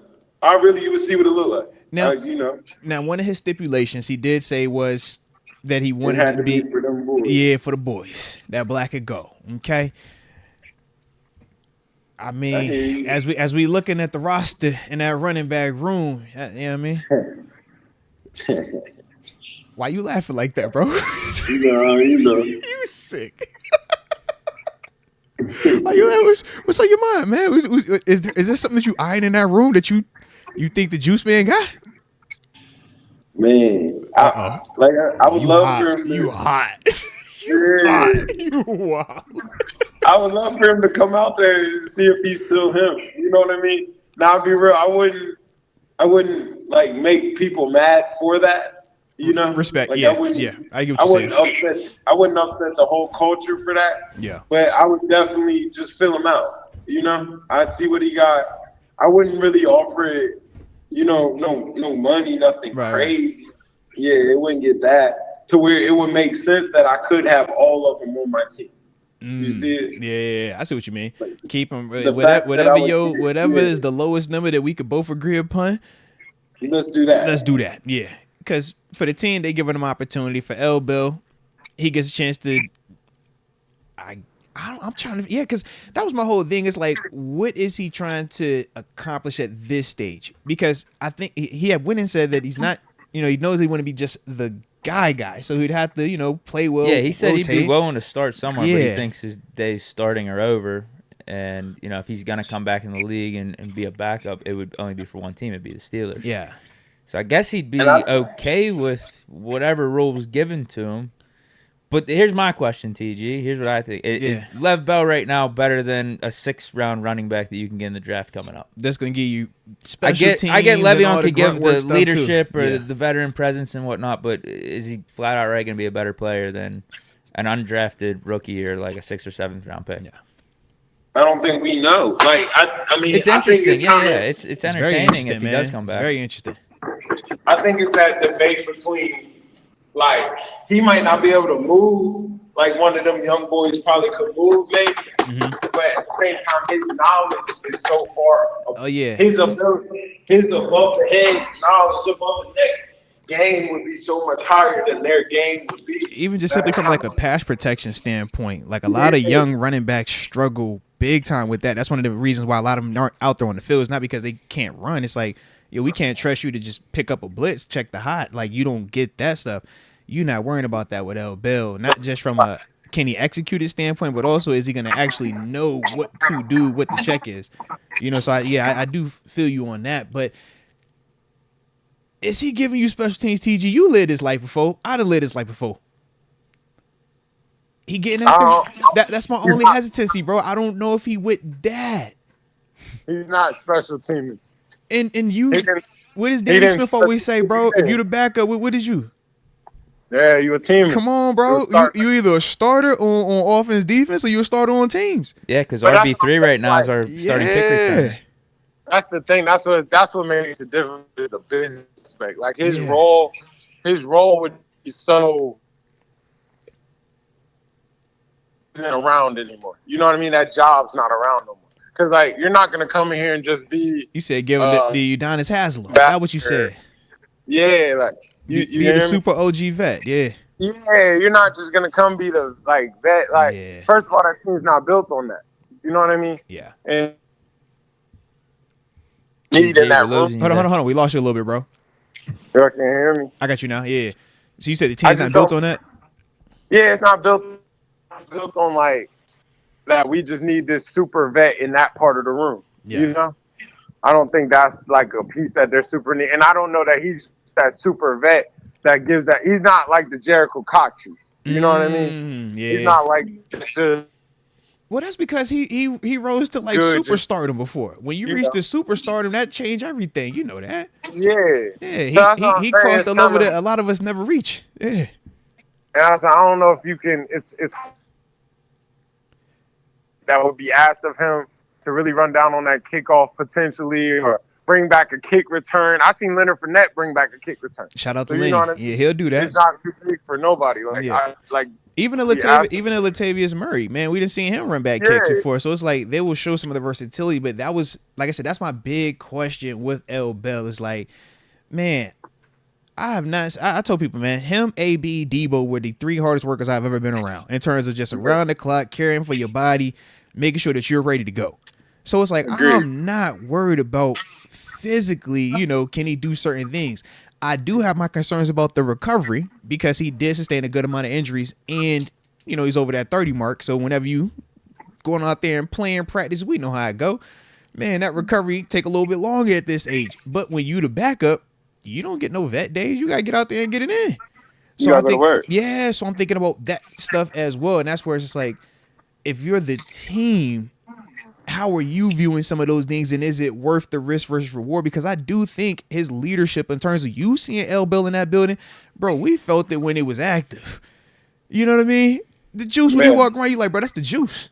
Man, I'm about to go work harder today. Everybody wanted to line up and get them reps, and we all got cooked with the dead. Like, you'd be like, bro, this is filthy, but I'm going against the best ever. So it's like, or one of the best in the league right now. So it felt different.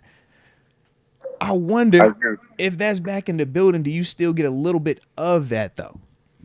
Well, yeah. I mean, Najee Harris and Jaylen Warren. Najee's got 3 1,000-yard years right off the bat here, and Jaylen Warren just had a breakout year last year. Like, is he looked at with the same reverence that you're talking about? Very true. Very true, man. At 31, being out of the league for 3 years. It's really more. And my thing is, like, to be honest with you, like, he could be on the team. You know what I mean? Yeah. Like, he could be on the team. It's not so much that. Like, I get everything we're saying with this, but it's really more of numbers. It comes down to the numbers. Mm-hmm. And I know I own business, like, but it comes down to, we only got 53 man roster. Yeah.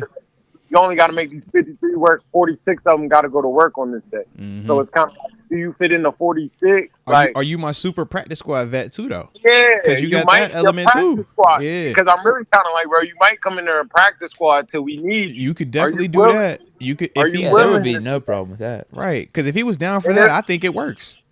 But I think there's no problem for that on the team side. But I think on the him side, yeah. Now you started to do. I really want to do this, right? Because practice squad ain't the juice. You on practice squad. The check practice squad. The treat everything is practice squad. Yeah, but the time is still the time. TG said everything about it. Time is the time. That boy said, "Hey, you still a full employee. It's just your pay grade is practice squad pay. Just know that." And show with a smile, dog. Will 2-6 go out there for that? Will 2-6 humbly go out there? My man set for 14. Hey, he set 14. He set on 14. Yeah. Hey, that's a legit question though. I think it's legit. You see what I'm saying? Yeah. But I get that, but he wasn't on practice squad. Right. He wasn't going out there going to work every day. Very true. You know it's way different. You know how it get. Like it's different when you're at the crib and I'm at the crib and I hurt. I'm on practice squad. Right. I gotta still get up there and go to work in the morning. And I know I'm gonna get the nonsense too. Go read this card. It's set up for failure, and we're gonna talk bad about you. Like, yo, why y'all doing this like this, man? So me personally, from what I know, I just don't know if 2-6 goes out there for that. That's my only, and that's the interesting part. Like, because it's humble. It's humbling. Well, he gave himself the out because he's like, I'm going to see how I look in March. I'm going to see how I train. I'm going to see how the body feels in March. He didn't commit to anything yet. To me, that's kind of like, all right, I'm just talking a lot. I'm just talking a lot of noise. I'm loud. But if anybody popped, it made a headline. You notice it's a headline, bro. That's 2-6. 2-6. I thought he sounded genuine. Yeah. But that's 2-6 though. You know 2-6. 2-6 gonna say something. 2-6 really out here boxing people. Like Yeah, 2-6 with it. If he said he gonna do it, yeah. He said he believe it, he'll do it. But it's kind of like you can hear like, hey, I don't like. I'll put myself up for it if I feel it, and I feel it, I'm gonna do it. Because TG, you know how it is when you first get back to that training, you like, do I still love this? I'm like, football guys know what he's trying to say. Like, right, if I can get the ball rolling, I'll get rolling. Because that's a tough one, bro. That's a tough one. It's a grind to get that ball rolling. Deke, that grind. Oh man, that take a lot, bro. That take a lot. And he 2 years removed from it. Come on, man. I just don't. I don't know. Okay. Like I don't know. You know what I mean? Yeah. I'll be real. If he could, but I think he's doing a good job. If he's really serious, he can steal some money with that USFL on the right tip. You know they'll throw him a big bag. We talked about that. We was definitely talking about that. It's like, yo, you know how they get. We said like, even in the sense of how it worked out for Martavis, just in the sense of, no, he didn't get the biggest bag, but it got him another opportunity to get tape, and then he went back and signed with Dallas, with the Cowboys. So it was like... I mean, humbly, he's sitting on practice squad. He's just been humble to where he know how to do that. Yeah, he's quiet about it. Very true. He's sitting there. No. He's sitting there. Because I definitely think if that's the case, man, it could work. I would definitely be down to watch him do some of this spring league UFL stuff to just see what it even look like, man. Yeah. I mean, to me, I think that would be his spot. That's where he could get it started. Nah, for sure. You know? I get it. Right. But that's 2-6 though. It's the juice, man, bro. That's 2-6. Hey, look, if anyone could do it, he could do it. If I'm putting my bets up, I'm going L, Bell, A, B, Debo. All right, them three. If whatever is just a random, can they come up right now and ball? I'm always gonna say them three. Man, if anybody can do it, he the one. No. Deke, you ain't agree with that? Who? No, I was just scratching my eye. All right. You thought I'd leave somebody out? Or I was good. I got all my names right. Yeah, man. I was excited to get the trophy, man. Oh well, now that you mention it, yeah, I do think you left someone out. Now that you mention it, I said no. I didn't know if you thought I left someone. I was like, yo, Deke, CT, you could have. He just casually scratched his eyes. I was laboring off my list of like guys to come back, and he was like, yo, that's it. Like, hold on, bro. So I get. All right. Well, we have anything else on the L Bell? Who's done with L Bell? Yeah, I don't got much more to add. All right. Did you have anything else? You was good with L Bell? No, man, 2-6. No, I'm all for the juice, man. Read the bell, bro. Read the bell, man. Read the bell. All right. So next thing, man, obviously we got this wide receiver coach situation, man. Frisman Jackson was obviously the wide receivers coach, the previous couple seasons. No longer coming back, so we got an opening. Yeah. They bringing up these names, man. They bringing up the guys. Your Hines, your Plax. You know what I'm saying? They bringing up the guys. AB. You know what I mean? Like, what you thinking, man? Who you liking? Who you bring? Nobody said AB. What you mean nobody said AB, bro? No, nobody said that. Bro, AB did tweeted that he was cool, that he wouldn't come back. He said he missed, Big Ben. He said Tom Brady was his favorite. Yeah, and something about saltines. So, yeah. About AB, man. I know he didn't get the AB call up. You sure, bro? He's a prominent receiver that played in the black and gold. I just figure, get one of the guys back in the house. The thing is, man, I'm all about the big name. It's time. Like, it's hard to get that big name to come put all that time in, like, how you think it. Like, This is the NFL. This is a commitment. This is a full-time job. This is not, respectfully, and I'm all about the USFL and the XFL. I love them. I'm the guy for them. But that's 3-4 months. Like, this is a full-time job. Like, You know what I mean? So these names sound good, but it's like, it sound good. Yeah. Because what you're going to be asking them to do and what you're going to be paying them as well. I just don't know if these guys are that. Yeah, these guys have already won the lottery. Like, it's hard to get these guys to come back and put in all that labor work, Yeah. Unless you just truly love it. And I know people do love it, but. I mean, because we saw a Peasy. We saw a Joey Porter come back and do some of the grunt work, hold the cards up, do the GA stuff, and then ultimately become a position coach with it. So it's like we have seen some guys do it, but that is very legitimate though, man, because it's a commitment, man. And I mean, I even think the Joey Porter is a little bit like, I don't know, like it's even a little unique. Like, I would agree. Joey Porter's son was right there, like in a sense of like, man, I might can play this all the way through. No, like, seriously, because his son is at the it was local. It was like growing up. I was like, okay, I'm here anyways. You here? This is perfect. Let's keep it going. We work. Yeah. And you do think about stuff like that where you're like, man, I might could play this all the way through. Yeah. So it's like, I just don't know if those situations are built on that, you know? I don't know. It'd be interesting to see. There's some good names out there. Where's like a Jericho Cotchery at? Where's a name like that? Is he a coach? The names that are being brought up amongst the Steeler faithful right now are Hines Ward and Antoine Randall. And Randall, he's in Detroit though. Yeah. Yeah, so they try to him off of that spot because that'll be all right. He's been out there. He's been there since he left Tampa. After they won the Super Bowl in Tampa with BA with Arians, he's been in Detroit the whole time since then.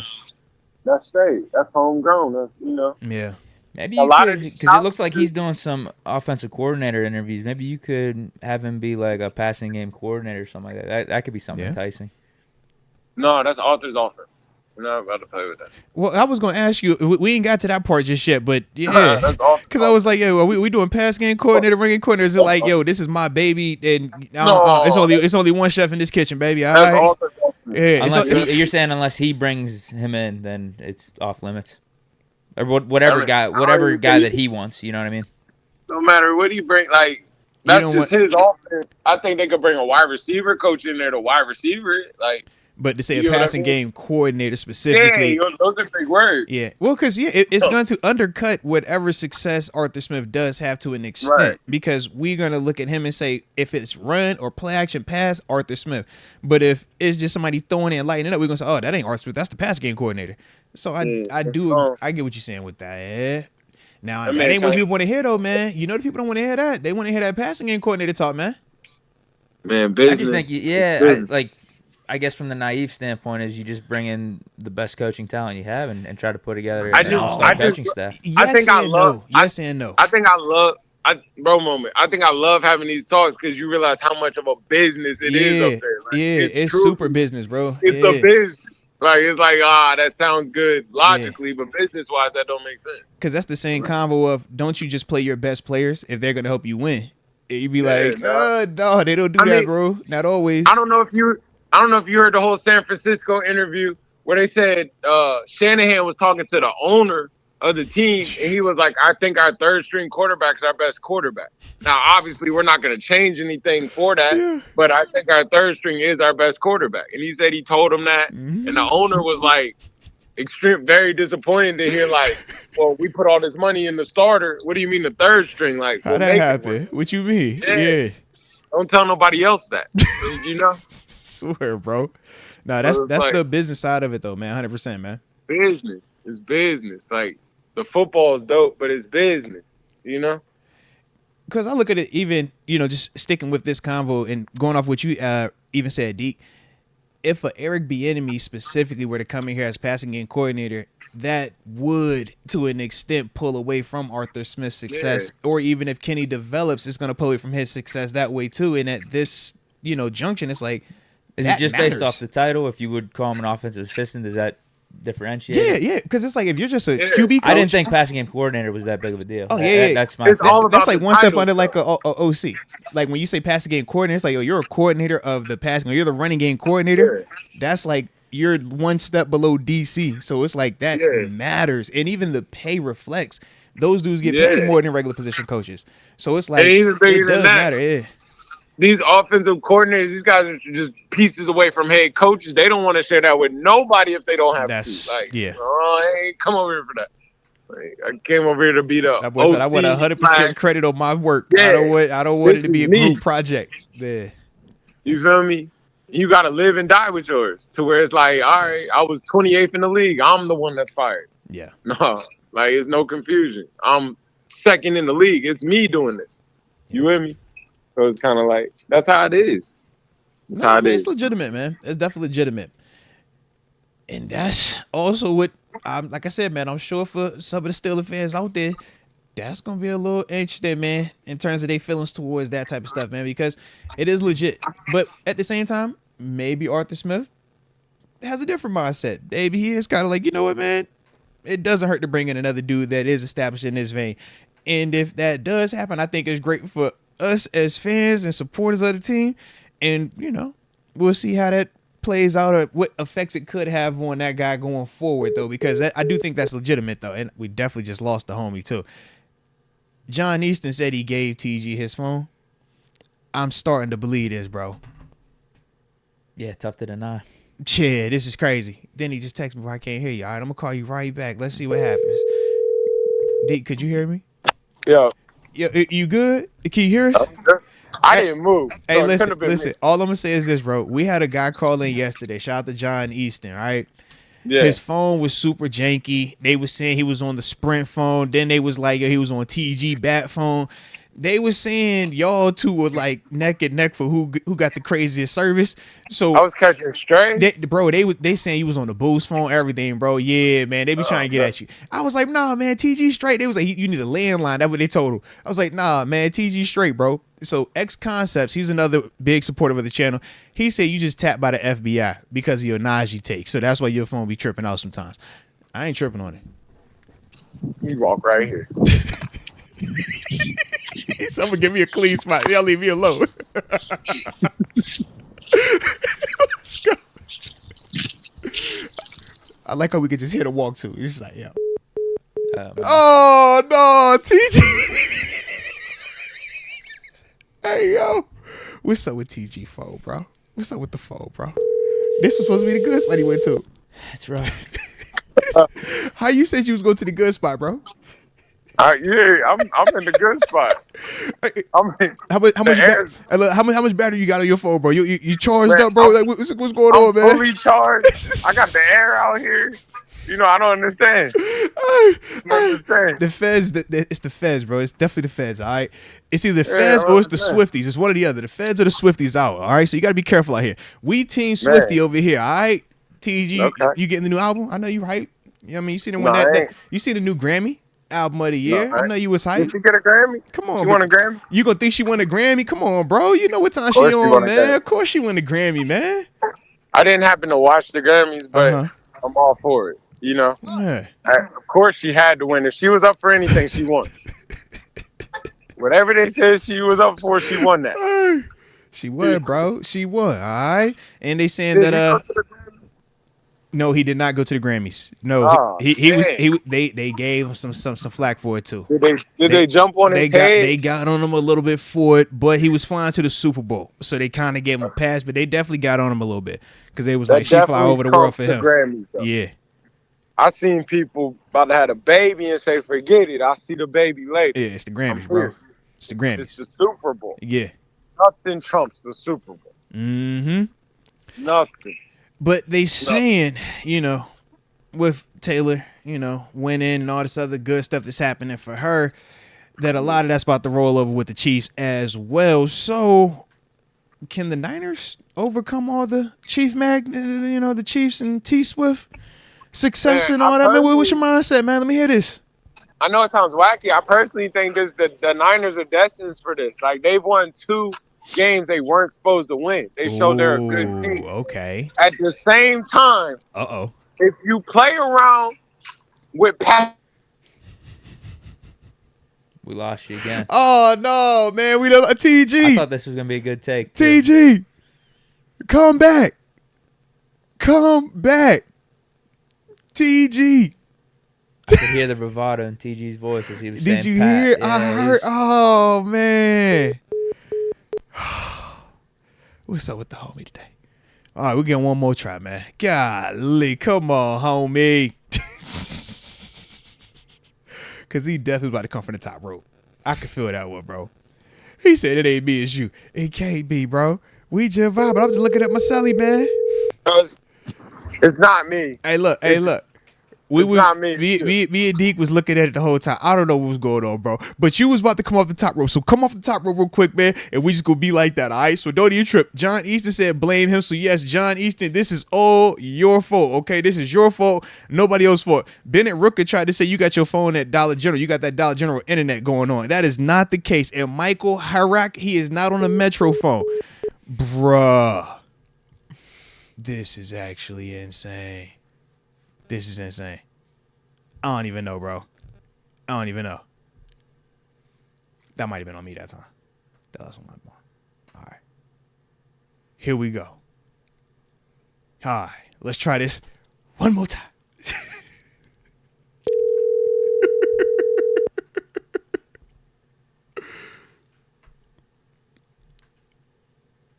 Hello?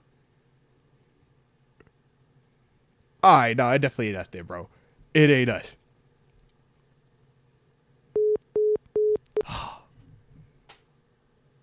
I don't know, bro. I don't know what to tell him, bro. It's up to you. I don't know what to tell him, man. Hold up.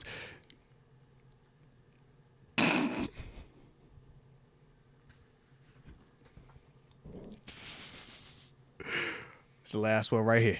This last one. Yeah, it's the last one. After that, bro, we just gonna have to move on, man. Cause it's getting weird. All right. I'm about to start sweating my forehead. All this phone calling and call. Oh, he ain't going to call me no way right now. Let me take that off real quick. All right. There we go. Now I know who to call. He's calling you. No, I'm going to go ahead and call him one at a time. Hello? Yeah, bro. I don't know what's going on with everything, bro. I walked to the other side of the campus at this point. Hey, no. You're good. I don't know what that was. That last one, I said the last one was me. The other ones was you. The last one it did say on my end. Yeah. I don't know what's going on, bro. Other side of campus. Yeah. Check this out. It's rivalry day up here. Talk at to the him. School. Uh-huh. It's a bus, a plethora of people. Okay. I'm like, okay. my signal's getting crossed from just the plethora of people. Okay. But I made your love, bro. I like your dedication. I love it. Cause I'm over here like, bro, we've been using this phone when it's the same line, bro. We was just talking to everybody yesterday. Everything was good, bro. And then we said we're gonna talk to people tomorrow, everything be good. It's the same phone, bro. Literally just everybody called this phone, bro. You know it's the main phone, the work phone, the side phone, everything in between. All right. It's the same phone. I got 4 bars. Yeah, man. bro. It's crazy. All right. We ain't gonna let the internet hate on us today, though. We ain't gonna let technology hate on us, bro. They always try to hate on us. You know that, man. It's Black History Month too, bro. It can't knock us off up. Come on, man. Get behind us, man. Straight like that. So drop your Pat Mahomes take real quick, man. So you telling us that everything is set up because the Niners have won 2 games in this postseason that they were not supposed to win. I get it. You know, to win a championship, you always got to win one you're not supposed to get out of. Oh, 100%. At the same time, they've won 2 to where I'm kind of like they haven't been playing very well all year already. Mm-hmm. So maybe out and Pat's being Pat. Yeah, because Pat's playing hot right now. He broke the Josh Allen curse too. Did you see that? He broke the Josh. He broke the Josh Allen curse. You know what I mean? Yeah. But I think that's gonna be. I think in 1 game series, Pat is a bad man. Yeah. I think in a best of 1. It's not who the best team is. Best on that day, I think Pat is a bad man. You feel me? You can never go wrong betting on Mahomes in a 1-game tourney, baby. He's one of them dudes. He's proven that. I think the dude says he's got a Super Bowl routine now for the week leading up. Time out. He said he has a Super Bowl routine? Yeah. Oh, that's crazy. What's that? He do. That's crazy. That sounds crazy. That's crazy. Bro, the boy said he got a Super Bowl routine. Bro, he's been to 4 and 5 years, Super bro. Bowl routine? He's been to 4 and 5 years. That's that boy said I party on the first day, and after that, man, this massages in, hot yoga on this day, man. I'm gonna stretch out like God, dog. I got a virtual call into the award show. All right, dang. Oh man, that's crazy. That's Pat. I don't know. I just, as a betting man, I think you should. You can't go wrong with Pat. Knowing what I know, like him being Pat, he know how to handle this. He know how to handle the big game. I also want to give you this caveat too. Travis Kelce, all of his numbers in terms of catches, yards, and touchdowns per game are up whenever Taylor Swift is in attendance, and she is confirmed to be in attendance. Also, the Chiefs are 13-2 in games that she's attended, or something like that. It's like something crazy. So yeah, that's the other thing, man. She gonna be at the game, so just be careful. I'm not jumping on the Swiftie train. I'm just more like, bro, them boys is dangerous. Yeah. He said it last week. I don't know if people heard it. He said the Chiefs is still the Chiefs. No, he said it. Hey, look, you seen the IG? You seen what he posted? We ain't going nowhere. We ain't. I'm like, all right. They can't be stopped. Like, respect. If you know, man, them Chiefs is some bad boys, bro. And you gotta have your game on point to come beat them boys. And you gotta. And I'm talking. It's not that they're a better team. Like I think San Fran's a better Niners got team. a better team. Yeah. Yeah, I think they're a better team than them. But in a best of one series on a Sunday, Pat's a tough man. You feel me? It ain't who the best team. It's who's the best team on that Sunday. Yeah. Pat's tough. That's a tough Sunday for every. Like you gotta come right. You can't go spot him no points. Don't play with him. I would agree. If you do this game like how Detroit started off, yeah, you can be in the world of hurt, man. Yeah. Only thing I will say is that the Chiefs' defensive run game, Christian McCaffrey is going to be a big piece of this game. Okay. Now the Chiefs get after it in that pass game. That's what they do. Mm-hmm. They're doing that this year. That coach is sending double corner blitzes. He's sending everything, anything. Spags it's gonna is all what? Yeah. It's gonna be a wicked chess match. Yeah. But if he can stop that run like he wants to, it's gonna be all right. You know what I mean? I think Christian McCaffrey is the piece to this game. Like if they slow that down, they win this game for sure. You hear me? No. It's how much can they slow that down? And I don't think the 49ers are just going to stop running like the Ravens did last week. I think they're going to get McCaffrey the ball at least 20 times, one way or another. I do agree with that. Now, I got to follow up with this one, too. I asked Deke this the other day, but we were saying if Brock Purdy wins the Super Bowl, what does that do for him in terms of where he's ranking QB-wise going into, next season? It boosts him up a lot. You top 5 in it? Where you at? It just boosts. It puts him in a different category. It puts him in a different category. It now puts him out of I'm game changer to I'm Super Bowl winner. You got to respect it, I think Stafford level, or are you going like into the Burrows and Lamars? No, he's not in the Lamar and Burrow. No, I think he's right around Stafford. I think, yeah. Mm-hmm. I think he's right still beneath Stafford. Stafford, Rodgers. I think he might be behind those guys. Oh, you mean like Aaron Rodgers? I think because he's off the Achilles too. He's I'm just older, thinking for the rankings going to next year. Yeah, I'm with you on that. I'm with you. Why? 6'7"-ish, something like that. I mean, you're talking about top 5 though. I still think you are, dude. Like, it depends on how he plays in the game, but like TG said, winning a Super Bowl, something. He's top 10-ish. I think he's top 10. We were talking about he's top 10 now though, because after like the top 5 or 6, there's a drop off. Because then you think Dak's we top differ. 3. We differ. Yeah, we differ. We're way different on that. Yeah. You do got Dak in your top 3. Damn, you're right. You did say that. You're right. You did say that. You did say that. I like that. So if you like, so you must love Purdy then, huh?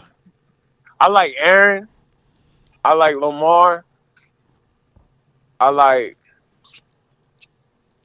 Dak. Dak's not in my top 3 though. I'm missing somebody. Okay. I like Aaron. Burrow. Mahomes. You ain't say Mahomes. Yeah, Mahomes obviously. Yeah. Come on, man. Yeah. Aaron. It go Aaron, Pat, Lamar, Burrow. Then we get to cooking it, With your Herbert, you got Hurts. You got Herbert.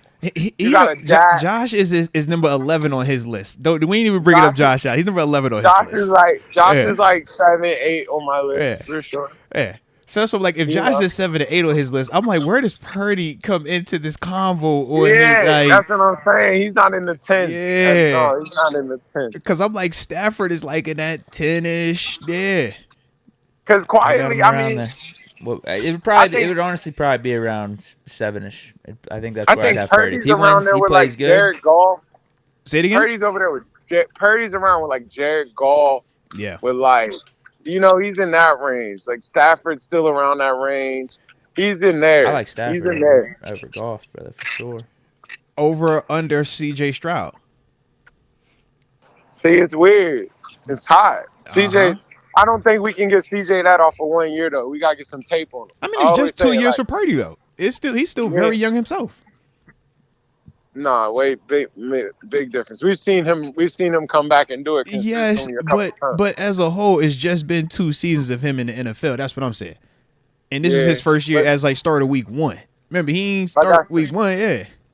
you get that week one, you get that first season on your belt, and you get all that tape under your belt, and that's real. That's definitely real. Don't like. That's when we find out who you are. Yeah. You know, a lot of people rookie year blow it up. It's what you do when you come back. Once they done had an off season to what you do well, what you don't do well. I done seen that tape. Yeah. Okay. Now let's do it. Man, Coach T need to holler at Bill Belichick, man. Just be like, man, let's do it 1 year. Let's do it 1 year. You want Bill, or would you go Bieniemy? I'd rather get some. Is Belichick gonna be just a straight up defensive coordinator? I would go get Belichick to run that defense. I agree. I'd fire Terrell Austin immediately and bring in Belichick. Y'all boys just gonna fire T.A. on the spot. Say, yo, Belly, come here, man. Man, I feel like Coach T's the one that can get it done too. Like it's a cutthroat world. Yeah, like bro, it's me and you 1 year. Let's do it. Vrabel as like a defensive assistant or something too. Man, he should do it for 1 year. Just kind of how it's similar to how the coach did that was on the Dolphins that went to the Vikings. No, but you're talking about him being the defensive coordinator. Terrell Austin was still the defensive coordinator. Brian Flores was linebackers coach and assistant head coach. I think that's the title that they gave him. All right, well, they should give him that. Give him that title. I'm like, you can't. You talking about Bill Belichick though? I'm with you. I'm with you, bro. That's what I mean. He at least deserves to be DC. I just think that you. Man, he should get whatever. Like you should give him assistant head coach, which is the DC. Give him that title. Get the title. Yeah, because you can't take the DC and just fire this DC for 1 year Belichick and then expect exactly. Sure, and if Belichick said for 1 year, what you gonna do after that? Who's the next thing you gonna say? Hey, come here, man, come work for me. Right. Yeah, that ain't. Heck no, bro. Like what we talking about, man? These are people, man. They feel like Belichick should come over there and they should be assistant great head coach. All come together. Assistant head coach. I'm giving that title. You got free reign to where you want to work at the day. Not the offense. But that could be a slippery slope because you know how Steeler Nation get. Oh, you know they gonna kill him. Everything is Belichick. Anything that goes well is Belichick. Next thing you know is Belichick team. So I could slippery slope. You know that? Oh man, they ain't really listening to Coach T. They listening to Belichick. Oh, that play, man. I'm sure Belichick told Coach T to do that. Man, you see how the defense looks now? Man, that's Belichick right there. No different than when we talk Arthur Smith and we like, yo, bring in this guy. He's like, yo, that ain't Arthur Smith. That's this guy over here. They would definitely say that about Belichick, bro. Mm-hmm. But what about Vrabel though? Could we intrigue you on Vrabel? Absolutely. Yeah. I'm cool with Vrabels. Yeah, it goes back to what I was talking about and bringing in. You said no? Guys. Yeah. No, Deke, you said yeah. I thought he said nah. He said no, but no, it goes back to like what I was saying on just bringing in good offensive coaching candidates, mix them in there. I think Vrabel's more dangerous than Belichick. Vrabel is super dangerous. Vrabel is super dangerous, but I'm just saying Vrabel's more dangerous than Belichick. Like, get him out of here. Yeah, and Vrabel's younger. We know. We definitely know. I just think it would be just maybe a little different. I think that Vrabel, you could get more of the Brian Flores feel to it. I just think with Belichick, you're not getting any Brian Flores feel. We're all saying, hey, man, Belichick here, bro. Whew. I think Belichick, Tomlin, that's a super team. It is. Yeah, I just want to win games. I don't really care. Coming from everywhere. You getting cover two from the corner, rolling every dog. It would get wicked. It would get wicked. Belichick and Tomlin. Oh, get your mind right. Get your mind right. It's coming. That's 10 wins for sure. That's 12 wins. Well, I would say Coach T give you 10 by himself. A bare minimum 9. His floor is 9. Sure. Yeah. Come on. Okay. Yeah, like that. All right, then.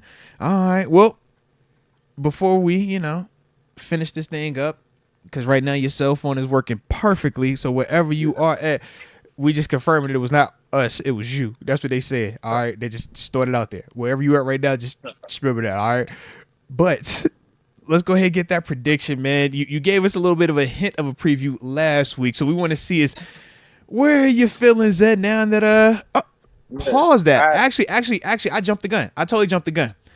MVP, Offense Player of the Year, and Defense Player of the Year, because NFL Honors is tomorrow night, and we're not going to talk to you afterwards until next week.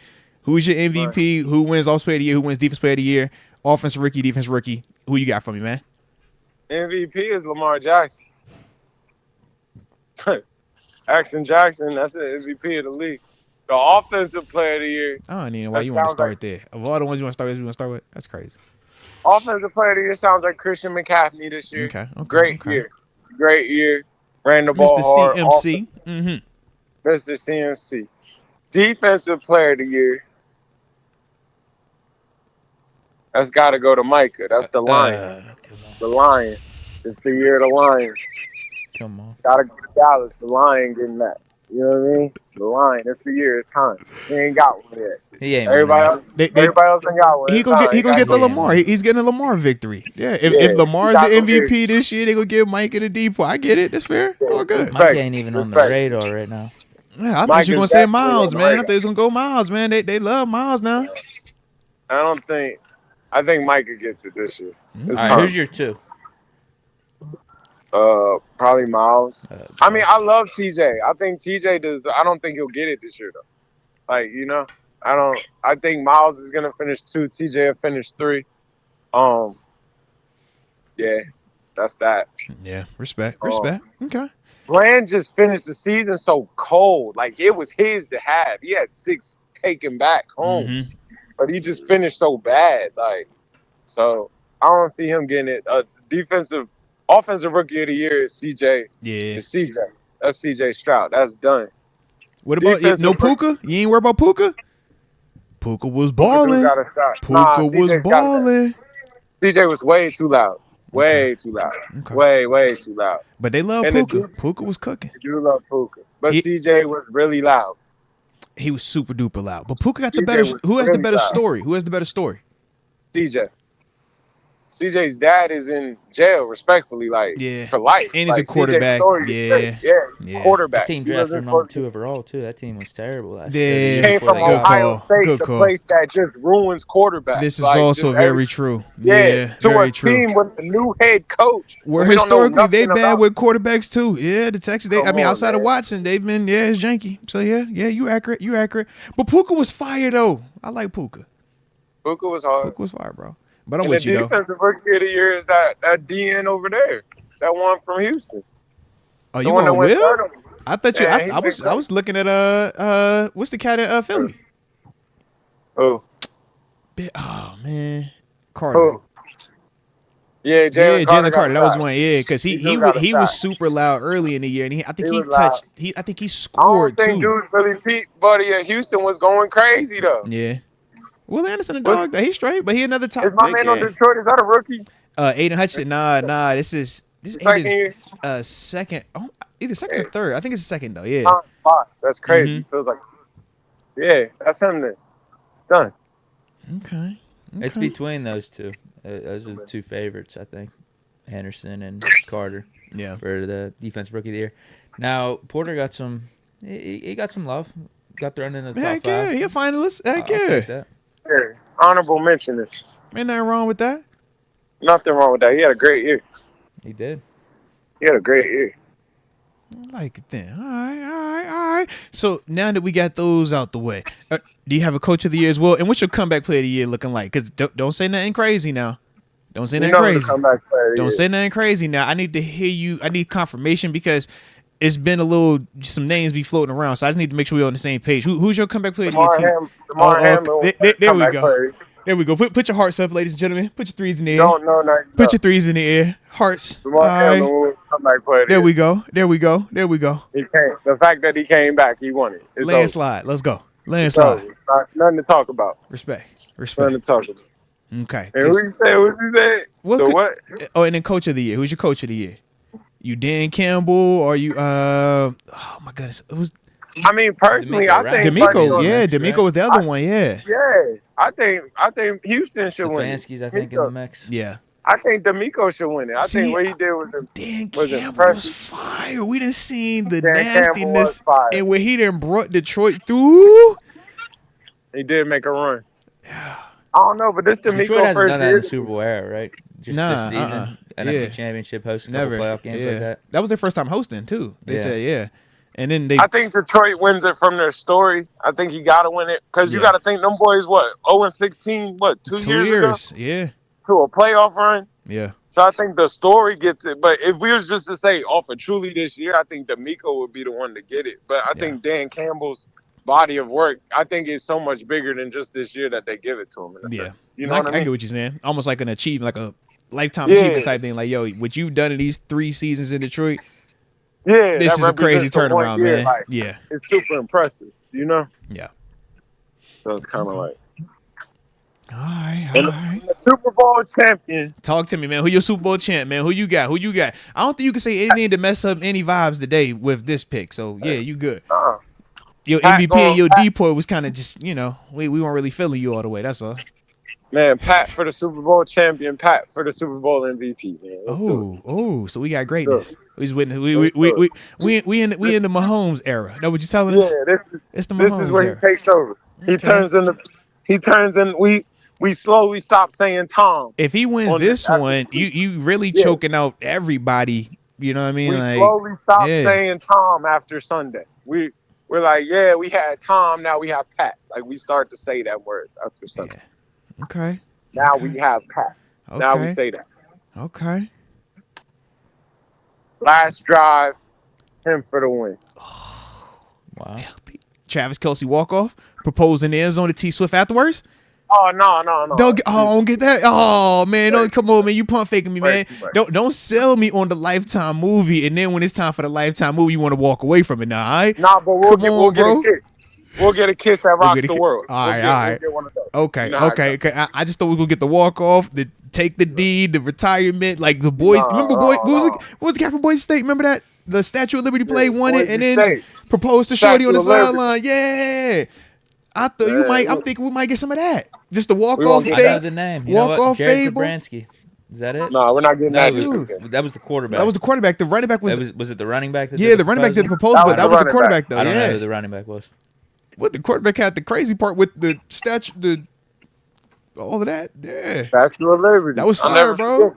So I just figured if how that went, we're gonna get that with Kelce and Swifty. Nah, you don't get that. That'll break the internet though. Yeah, that's too much. That'll for certain break the internet, bro. That's way too much. For certain. Ian Johnson. Shout out to Rod Dollars. There we go. Ian Johnson. All right. I like it there, man. I like it. Shoot, what in, man? I think I'm good. What you got on your end? Everybody good? Everybody copacetic? I'm good. Man, it's rivalry. It's rivalry week up here. It's crazy up here right now. It's rivalry week? Crazy right now. What sport? We in football, basketball? Where we at? We in basketball. It's about to be a zoo. Okay. Respect. About to be a zoo. Side note, is W making noise on the court this year? I think they low key are though. I feel like they are. No, we're not. Y'all not? All right. I haven't heard about them. What about Pitt? Pitt, y'all back? We're making noise, but who watches that? There's also some bad noise associated with it too. So there's good noise and bad noise. We're up and down. Let's get ready for football season.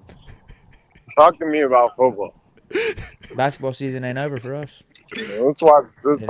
You're going to be in the NIT, and we'll probably be in it too. Talk to me about football. We'll see. We got a lot of games left. We go on a run here. We're in the tourney. We beat Duke. You're not making a tournament. We could beat any team out there, but we could also lose to any team. That's the problem. Clemson gonna beat you. I watched them beat North Carolina yesterday. North Carolina gonna beat you. Duke gonna beat you again. Syracuse, no. No, we don't have Duke anymore. Why your energy just so negative, TG? God, he said, yo, you gonna lose to one of them teams. I don't care who it is. Yeah, Wake Forest, Clemson, somebody gonna beat you. Throwing a bunch of ACC teams out there. Like, yo, NC State, somebody gonna beat you. I don't care who it is. One of them teams gonna beat you. Play them tonight. I saw it on the Call me when it's football season. That is funny, bro. That is funny. All right. Respect that, man. Respect. So, since everything is copacetic, everything is good, we're going to spin the block, do this again, man, but we always appreciate you, man. My dogs. My dog, baby. I'll let you, man. Thanks, bro. Peace. Shout out right there one time for TG. Hit that like button for the culture, and don't forget to subscribe. TG with the janky service. I don't care what he was saying. He was trying to put that on us, Deke. Deke, how many times we done took calls in here, man? How many interviews we done in here, man? We don't experience that type of technical difficulties. Nah, man. It's not often. Nah, man. All right, back to the Supers. We got Steeler Nation on fire. Reiterating what Let's Go UW said, I believe, at the beginning. Says there's a possibility that the Steelers could play in Brazil week 1. I like it, yeah. I'm all for it. Heck yeah, man. Take us abroad. Shoot. Okay, time it up. I might have to tap that. I ain't never been to Brazil. I'm trying to see what that be like. John Easton, KP, work out with Ben off season. Maybe go dad bod. Is this happening? I don't know if it. I think he's saying what if he does though. Well, a dude with a dad bod's in the Super Bowl right now. So. Well, yeah, they say that in all seriousness, man, you don't want your quarterback to be like super jacked because they don't have the fluidity with their rotation when they're throwing the football. All that muscle, that's part of like the Tebow, the Brady Quinns and stuff like that. Yeah, it's part of the knocks on those dudes. You don't want them big and buff. So yeah, man, it's all about elasticity. So yeah, I ain't tripping on it, man. As long as your arm work, that's all we need. We seen 7 when he was not massive 7, and we seen when he was like thicker 7. As long as that arm could work, that's all we cared about, man. So yeah, shoot, he ain't gotta win style points. Just make sure that arm doing what it's supposed to do. Was Mahomes really dad body? I think that's everyone was talking about it last week. They got a picture of him after the AFC Championship game. Yeah, everyone was roasting him. Hey, they caught my man slipping. Yeah, no, you're right. Think of I mean, Brady, he was all about the pliability. He wasn't jacked or anything. Peyton Manning. That's it, man. You got to just, like I said, fluidity, man, elasticity in that arm, Breeze man. low key. That was his name. Kind of got jacked. Yeah. He kind of got jacked. But even his jack, but it's not. I guess wasn't what I'm like saying, a Brady Quinn or even like a Tim Tebow. Right. Where it's like you got like thick muscle. Yeah, you shouldn't. Yeah, care about Josh Allen. That's. I mean, there's an example for you right there. Anyway, that's probably the. It's getting jacked or being in the best of shape for a quarterback is not something to worry about. Yeah, it's like be in shape enough, but make sure that all can do what it's supposed to do, man. Yeah, absolutely. That muscle and was cracked up. Mahomes, did you see that tackle he took? Was it the Ravens game? Oh yeah, when he got flipped up and fell backwards. Yeah, that's he could have blew his knee out, man. Yeah, but he works on taking hits. I mean, I think Brady was doing the same thing. That's the difference when you blowing your knee out or not, man. Yeah, because when I first saw it, I'm like, bro, you could have like. I initially thought he was gonna blow it up, but then he finds a way to like fall back and kind of get up out of there. It's like, yo, that's special, man. Yeah, but that is definitely a big thing, man. More of the like stretching and just being able to get in and out of some of these things. That's why they talk about us starting with like yoga, but then even transition into like a Pilates because you're getting in and out of these movements, all these like weird positions. So yeah, man, I could dig it. KP should hit up Big Ben, and they should work together this offseason. I mean, why not? If you have a resource like that, but it also is twofold because Ben also has to want to do it too. Well, Ben ain't gonna be helping Mason, so like if there's a Steeler quarterback for him to help, like why not KP? Time out. Why you want Mason already got that. Maybe this is different though. This is different now. No, Mason already got that. He was here when Ben was here. But it was a he different got to learn dynamic, from the Jedi Master. It was a very different dynamic. So Ben's probably like, all right, Mason got enough of my knowledge. Now it's time to pass it off to the young buck, KP. I like how you be spitting it, bro. I like it. Aaron Grant, yeah. I mean, if you're KP, I could give you an edge up in the competition if Mason comes back. Because the Ben stuff that Mason has instilled in him is going to be equaled out because all that teaching is going to be passed down to Kenny, too. Okay. So, like, the Ben factor in the quarterback competition will be leveled out, just like they're both dealing with a new coordinator with Arthur Smith. Respect. Kenny's got to be smart. Aaron Grant, A, Justin Fields, 5th-year option, $6 million. All right, he's throwing me off here. B, Russell Wilson cut with $85 million on Denver. He has options A through F. Option A is Justin Fields' 5th-year option with $1.6 million. I think the option is definitely gonna be more than that $1.6 million. $22 million or something. Yeah. Option B, he's saying, is Russell Wilson gets cut with $85 million on Denver, and we take him with the vet minimum contract. Even if Russell Wilson's free, he's not signing for vet minimum. Exactly. He's not gonna sign for that. Signing for probably at least 15, 20 I was going to say at least 20. I think that's the floor. Yeah. Then he's saying C. Option C is get Jalen Johnson $15.7 million per year on a 5-year deal. Man, he's got these numbers really locked in. He said 15.7. Really dialed in here. Option D, get L'Jarius Sneed for $16.3 million per year on a 3-year deal. And then you got option E also, which is get Derrick Henry for $5.2 million. I like that. What's up with all the 2s and 3s and the 7s? Then he says option F, it's on Saquon Barkley for $9.9 million on a 3-year deal. would be 9.9 per year for the 3 years? Because I would say I don't think he's going to sign for around 3.3 mil. Yeah, I don't think he's going to sign for that one. If that was what you saying, 3 years, $9.9 million deal. I like the cornerback ones the best. The Jalen Johnson 15.7 a year for 5 years. Derrick Henry, Snead, especially for $5.2 million. That's fine. Yeah. Those would be my 3. Yeah, get one of those 2 corners, and if Henry wants to come here, pair himself up with Arthur Smith again, I'm definitely not opposed. Yeah, we're on the same page. I think option A is just not realistic. The the 5th-year option for Justin Fields is going to be a lot more than the 1.6 mil, so we've got a lot more that we're dealing with that, along with whatever we have to give up for the trade, because he's still under contract with the Bears. Russell Wilson, yeah, I'm with Deke. Russ ain't signing for vet men.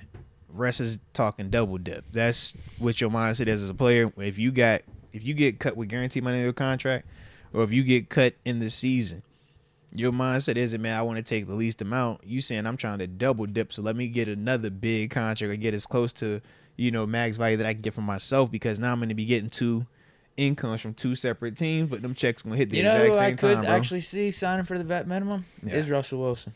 You think so? I actually could. He's that type of person. That, bro. I do not see that at all, bro. What has ever given us the mindset that he's going to take less money? I could just see him doing it. Put him, like, revenge tour, just really try to redeem his career, make himself look good again, and get in the best situation possible if he can. If someone were to do it, I could see him doing it. If someone were to do it. He's all about the, the public image and, like, that type of stuff. Oh, I'll take less for the team. Because he's already got the money coming in. He's already got the $50 million coming in from the Broncos, so he's got a lot of money. He's got enough. Like your mindset, bro. I do. I don't think there's a chance that I'm not saying it's happening, but if there is a person to do it, I could see Russ doing it. And the reason why I say specifically him, the reason why I say no, part of the stories that they talk about in Denver was he was the big timer. I'm not saying vet men, but like, that's what I'm saying. I'm saying something cheap. I'm saying something cheap though, single digits. If he did, man, whoever got him for that is gonna love it. I'm not projecting it. Again, I'm not projecting it, but if there was one person that was gonna do it, it could be Russ. AJ Martinez, yo, all. Great day to all. Blessings to all. Shout out. I see you, AJ. I see you. GF, Mason has a lot of power if he signs. I think they stay with the quarterbacks they have. Add a late rounder if Mason leaves. I could see a trade. You said he thinks Mason has a lot of power if he signs. It depends on the number. That's my only thing, man. If they give him a number where it's legitimate, then yeah, he'll have some power. But if it's not enough where it's really threatening that, oh yeah, this is QB starter money-ish, then yeah, I don't think he's gonna have as much power. AJ Martinez, 8 takes a hit like Tawana taxi driver and park after 10 shots of tequila, 3 beers and 4 burritos. Sabotage 7, Por La Vida, 5-5 and Diggler, numero uno. Yeah. Hey man, now we appreciate you, AJ. You already know that, man. Keep being a rock star at life, by the way. AJ Martinez. My man said the Tijuana taxi driver after taking 10 shots. Felicia, get well soon, Pooh Bear. She got a cold. Aww. Get well soon, Felicia. AJ definitely don't like you not being well. Salute that. GF, Mason might be one of those guys who don't practice good but balls out in the game. LOL.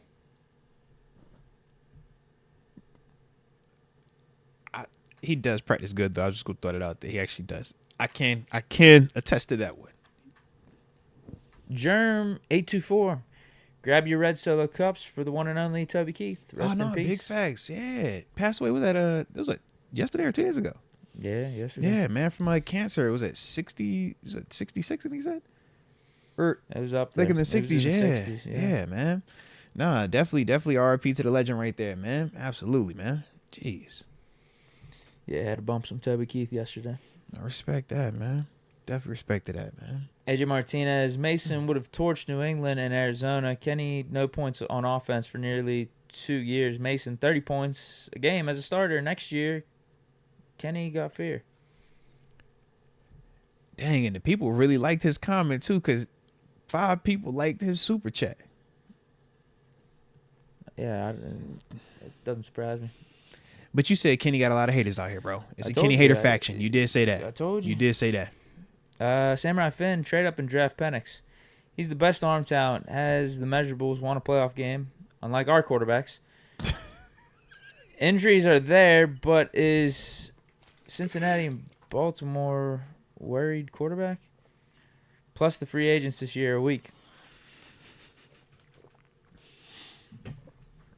So he's saying the injuries to Joe Burrow and some of the stuff that even Lamar's endured, those teams turn Cincy and Baltimore aren't concerned or worried at QB, so we shouldn't be worried about Michael Penix injuries also. I mean, I see what you're saying. I just don't think that it's apples to apples. But to me personally, I'm not big on the whole trade up vibe right now. I know you feel that the free agents this year are weak, but at the same time, it's like I don't know that Penix is just guaranteed to be nicer than some of these free agents that we're talking about either. We're not talking about Michael Penix like, you know, how we talk about Caleb Williams or even how we talk about Drake May. That's my only, hesitancy with it. He's still going to have some questions. You're still going to have, concerns, whether you're talking the injuries, whether you're talking the age also, because he was one of them super senior dudes. So it's just, like I said, a lot of stuff that we're still going to be looking at with him during this process, man. But, I'm not trade. I don't want to trade up on him. Me personally. No, I don't either. I stand by you. Build up the team this year, and you work with Kenny, and hopefully you get Mason signed. And like I'm not against trading up, but it's like I don't want to trade up for Michael Penix, so I'm trading up. Like no, I think you're missing out on guys you could really fill your roster around. Yeah, like, 'cause we got needs. We got another cornerback. Right. We got to pair up with JPJ, inside linebacker, build up this offensive line. And I don't want to trade up for the question of, are you actually going to beat out these dudes? Because we still got questions with them. Are you going to be healthy enough? Like, what's everything? Like, I just... Yeah, get the team ready-made. Give me something that can give me something now. Get the team ready-made so you can have a legitimate answer on whether or not you need to upgrade at quarterback at the end of this season. Or if you got the guy in-house, whether it's Kenny Mason, whoever. Yeah.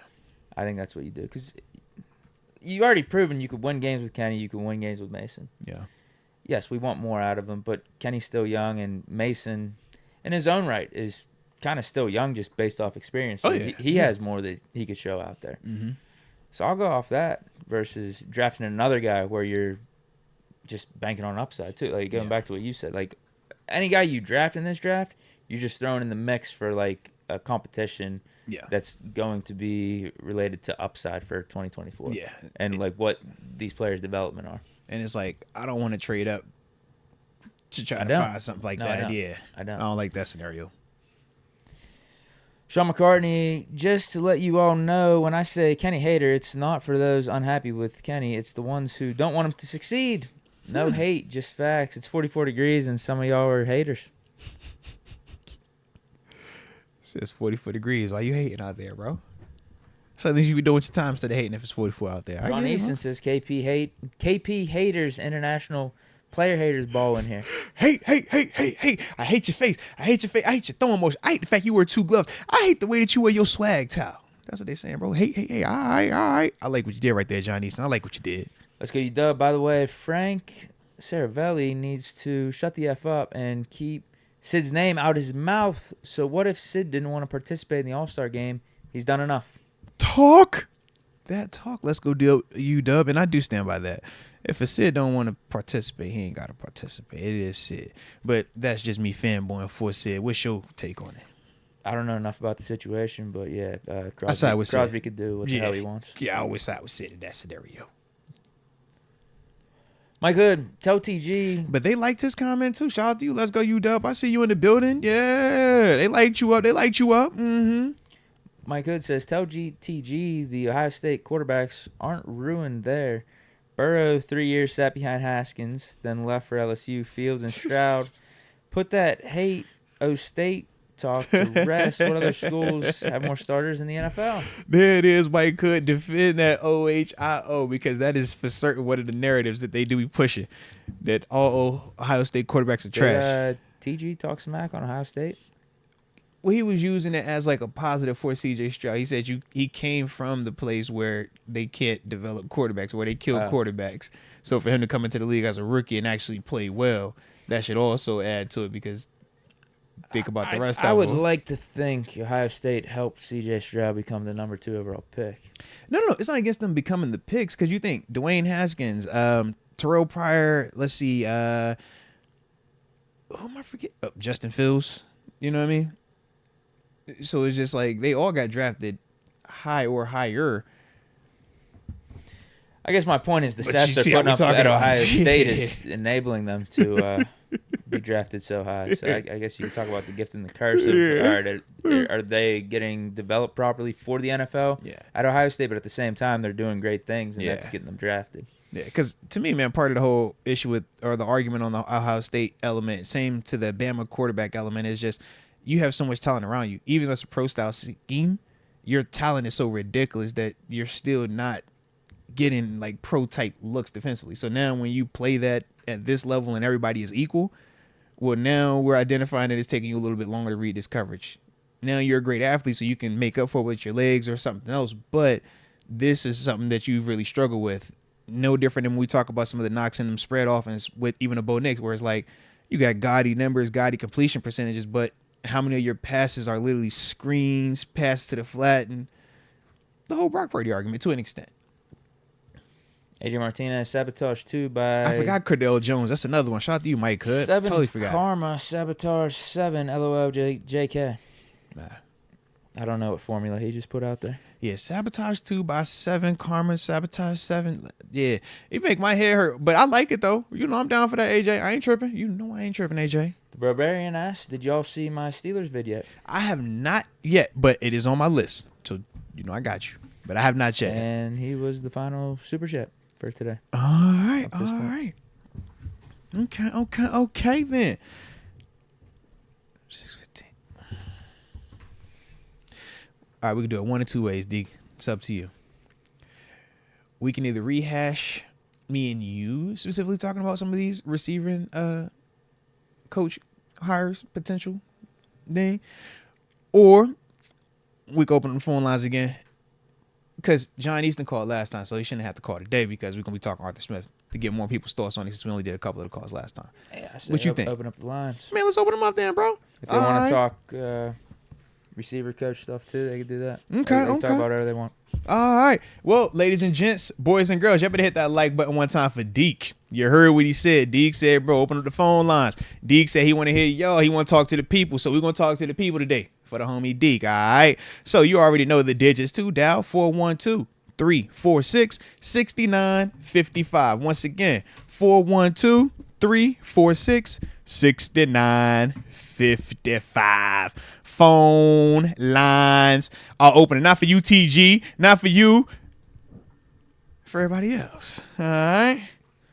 So there we have it. 412-346-6955, man. We got to hear your thoughts, man. How you feeling about all Arthur Smith? How you feeling about that Ohio? I got some news here. What you got? Jones says Steelers are interviewing Chargers. He says ass. Chargers, I think it's assistant. Yeah, it's got to be assistant. Yeah. Tom Arth for passing game position per Aaron Wilson. How do you guys feel about that? Also, shout out to Steelers Road Warrior, because he put it in the chat as well. Nah, salute Steelers Road Warrior. And Steelers Road Warrior being here like pre-show, regular show, post-show. So salute you on that in a big-time way, man. Absolutely. I actually need to look into Tom Arthur to just see, what he did well, did not do well. But I'm not against it, because that is one of the things when we're talking specifically about Arthur Smith, we're saying that, you're more run heavy, play action pass. Maybe a passing game coordinator is beneficial for you. On the same side of that, we also understand the bigger that name is, the more it will take away some of that credit. So that's why I'm like, Tom Arthur, it might work. Again, I could care less about the credit. I just want to win games. I could care less. Oh, yeah. All right. Well, no, salute that then. So, yeah, let's get these phone lines open officially now, and let's get active, all right? 412-346-6955. All right. Talk to me, baby. Who you on the hotline with? Oh, man, it's John Easton, so I guess I'm going to get the hate. All righty then. Talk to me. You talked to me about Arthur Smith. Now, we got to keep this about 3 minutes, baby, because last time we was away for a while. Yeah, I'm going to keep it short and sweet. I think my phone's working. Is my phone working good this time? Yeah. I don't know how that just happened. That's actually crazy. Yeah.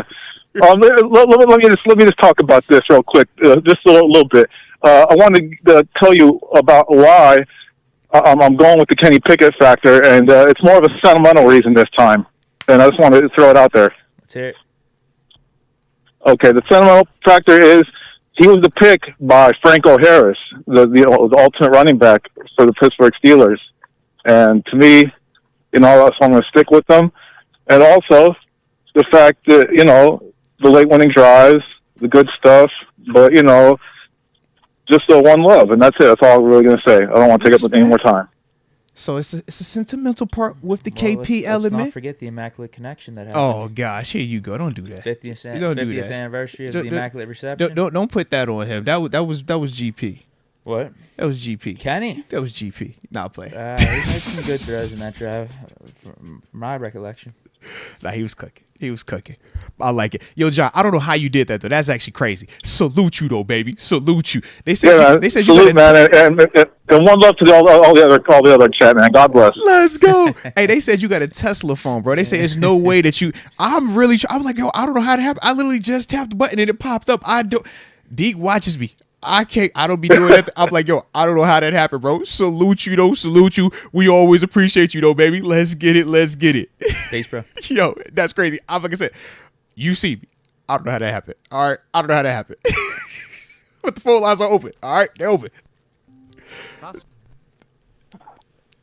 Talk to me. Who we on the hotline with, baby? Man, y'all know who it is. What's going on, fellas? Okay. Look, I was over here nervous. I was like, is it John Easton again? I just didn't know. I was over here just nah. All right. So salute you though, bro, Barry. How? Yeah, man. Good to hear from you. How you been, man? What's your energy, man? Where we at? My energy is this, y'all. First of all, it's good to hear from you guys, and I hope y'all check out the video. I know I keep pressing. No, we definitely will, man. Heck yeah. You guys are pros. I just want to see what y'all think about it. But part two, I'm all about. I just hope we use a fullback. I hope we get good at short yardage situations. That's all I care about. Because if you guys ever watch our games, y'all know y'all do. Well, we fizzle out at the 35 to 40 and the 50 with crazy stuff. Nah, that's facts. And that's because our short yardage sucks. We can't even get 1 yard on the regular like we used to. Jerome Bettis used to fall for 5 or 6. Yep. Le'Veon Bell used to get like 7 or 8 just out of crazy. Ring the bell. You know what I'm saying? So when you look at Arthur Smith, and I would say this, man, he reminds me of blue collar type when he was with Tennessee. Yeah. I know when we went up against him, we were scared of that running situation. We used to do some stuff against them to beat them, right? But now we got that on our side. And look at the connection. We had their O-line guy come to us. Now we got this guy coming to us. There's a parallel between Tennessee and Pittsburgh. He was a former O-line coach also, so you still got some carryover too. Yeah. Yeah. I'm talking about we talking about Munchak, right? Yeah, absolutely. Mm-hmm. Yeah, exactly. So I like this. I just want to see it happen, but I want that fullback situation back, bro. I think that really helps out a whole lot. It opens the doors. Like you've seen it in person. I've seen it from a semi-pro deal. You saw it in the league with a fullback could do. But bro, Barry, in the way that you talking, we already over here like is L. Bell coming back. Do I need to call up Rosie Nix too? Just get the package deal? Because the last time it was here, we had that situation you was talking about with the fullback, the running back. It was nice. All right, it was nice. Hey, I'm gonna tell you something. It's so weird that I could call them both up and she's like, "Yo, hit me! Like you try and pull up. Let's go, man." I hated seeing the Rosie Nix leave. No joke. I really liked him. That's my dog right there. Made me sad, man. I'm a dog. He was legit. I liked him a lot. And we ain't gonna. And I don't know what they're gonna do with Arthur Smith, but I'm hoping we get to a point where we can count on at least getting a few yards when we need it. Because you can't rely on passing. Because if you look at it from an engineering standpoint, you can only hit that freaking top of the frequency so much. You got to have that drop, but I don't want our drop to be that low, right? No, I'm with you. That's all I got to say, man. I love it. I just can't wait to see it work. I think they will, because they're already looking at some guys. I saw some reports that they're trying out some fullbacks. One of them was a Falcons dude. Obviously, there's the connection to Smith. You right love there. to see it. You love to see Wait, it. real quick, bro, Baron. I know you're a KP8 guy. What's the vibes going into Do next you year? believe? 100%. Look, man, I am a Steeler guy, but yes, indeed, I love Kenny Pickett, and I like Mason because he met my beautiful daughter. I got a young daughter; she's 11 now. Salute. But we met Mason Rudolph when he got, when they get drafted and they come straight to freaking Steeler Stadium. Yep, absolutely. Yeah, my daughter was on my shoulders, and him and Trey Edmonds was Terrell Edmonds. Yeah. Him and Terrell Edmonds. Yeah, they both noticed my daughter on top of my shoulder, and they said hello to her. That type of thing. So I'm gonna always be a Mason guy, and Mason reminds me of Big Ben. But you know what? Cream rises to the top. So whoever wins out, I'm all about it. All right. But I like them both. I like that. You know what I'm saying? So that's it. Same opinion. Hey, and I'm a little upset that you haven't come back to any of them other draft parties, because I've been to literally every one except that one. That was my last year when I was on the road. I was out in AZ. I'm like, yo, bro, you supposed to have been pulled up again, bro. I'll be there every week, every year. I'm there. Yeah. I'm there every year. Hey, check this out. Well, check this out. I'm trying to. See, I got that. Like, okay, yeah. I prayed about. Look, I prayed about something like this like months before, and then there's one dude where I work out on base.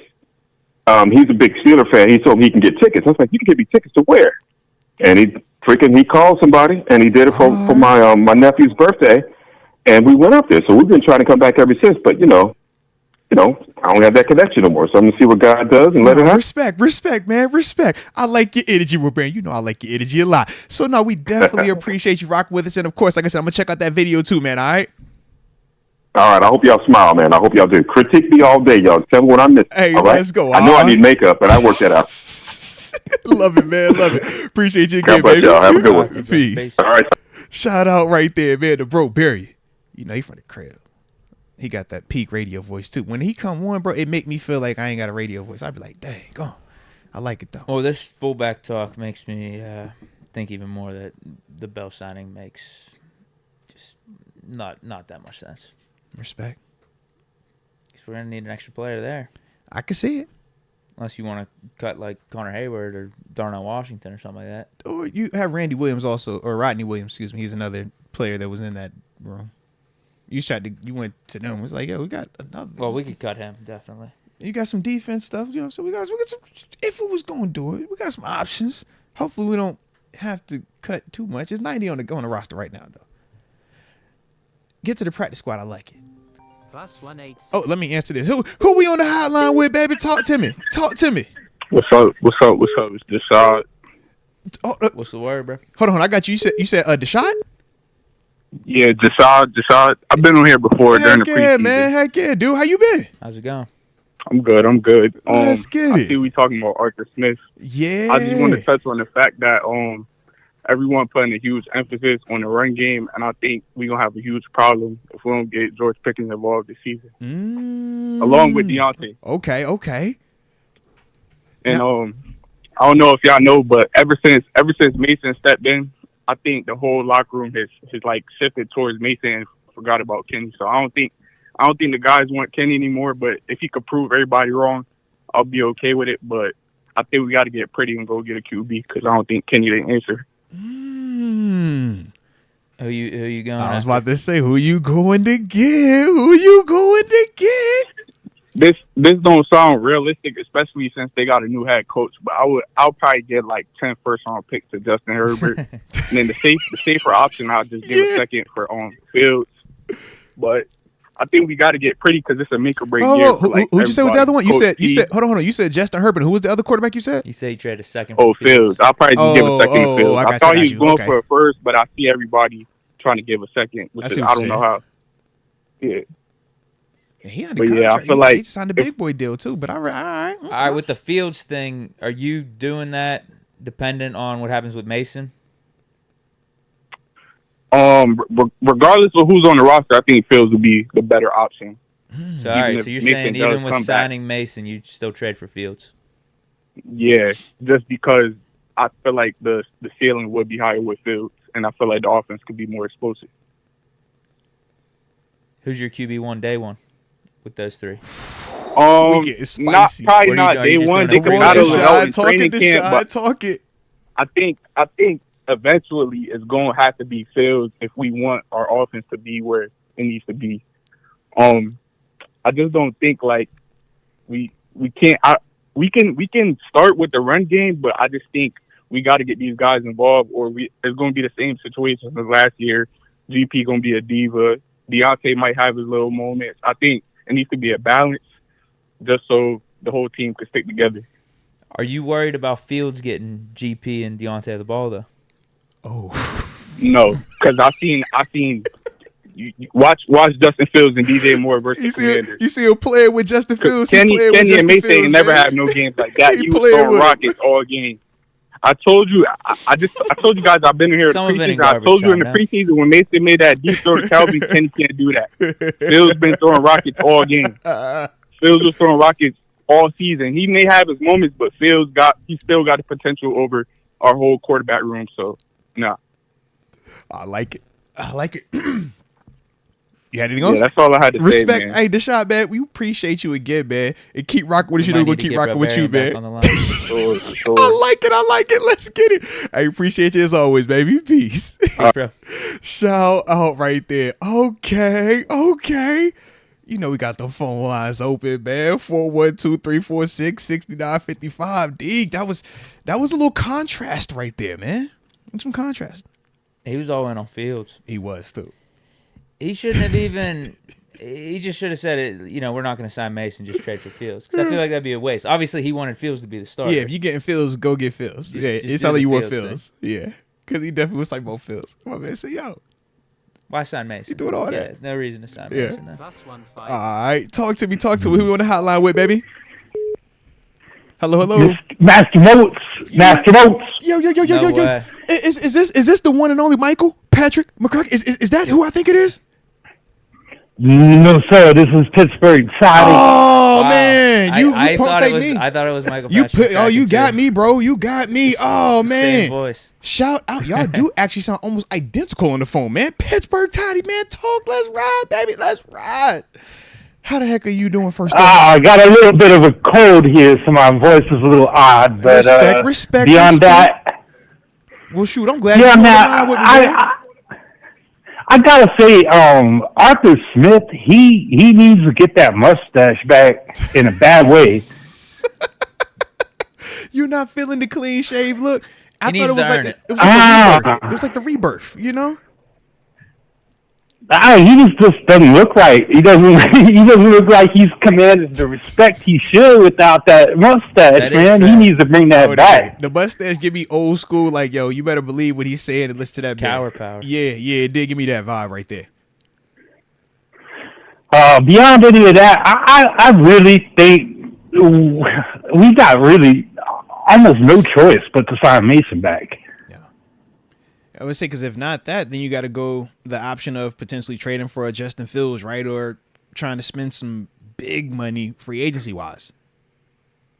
Exactly. And, what are you going to potentially go use your high draft picks on another quarterback and hurt Kenny Pickett's feelings some more, and probably John Easton's even more than that?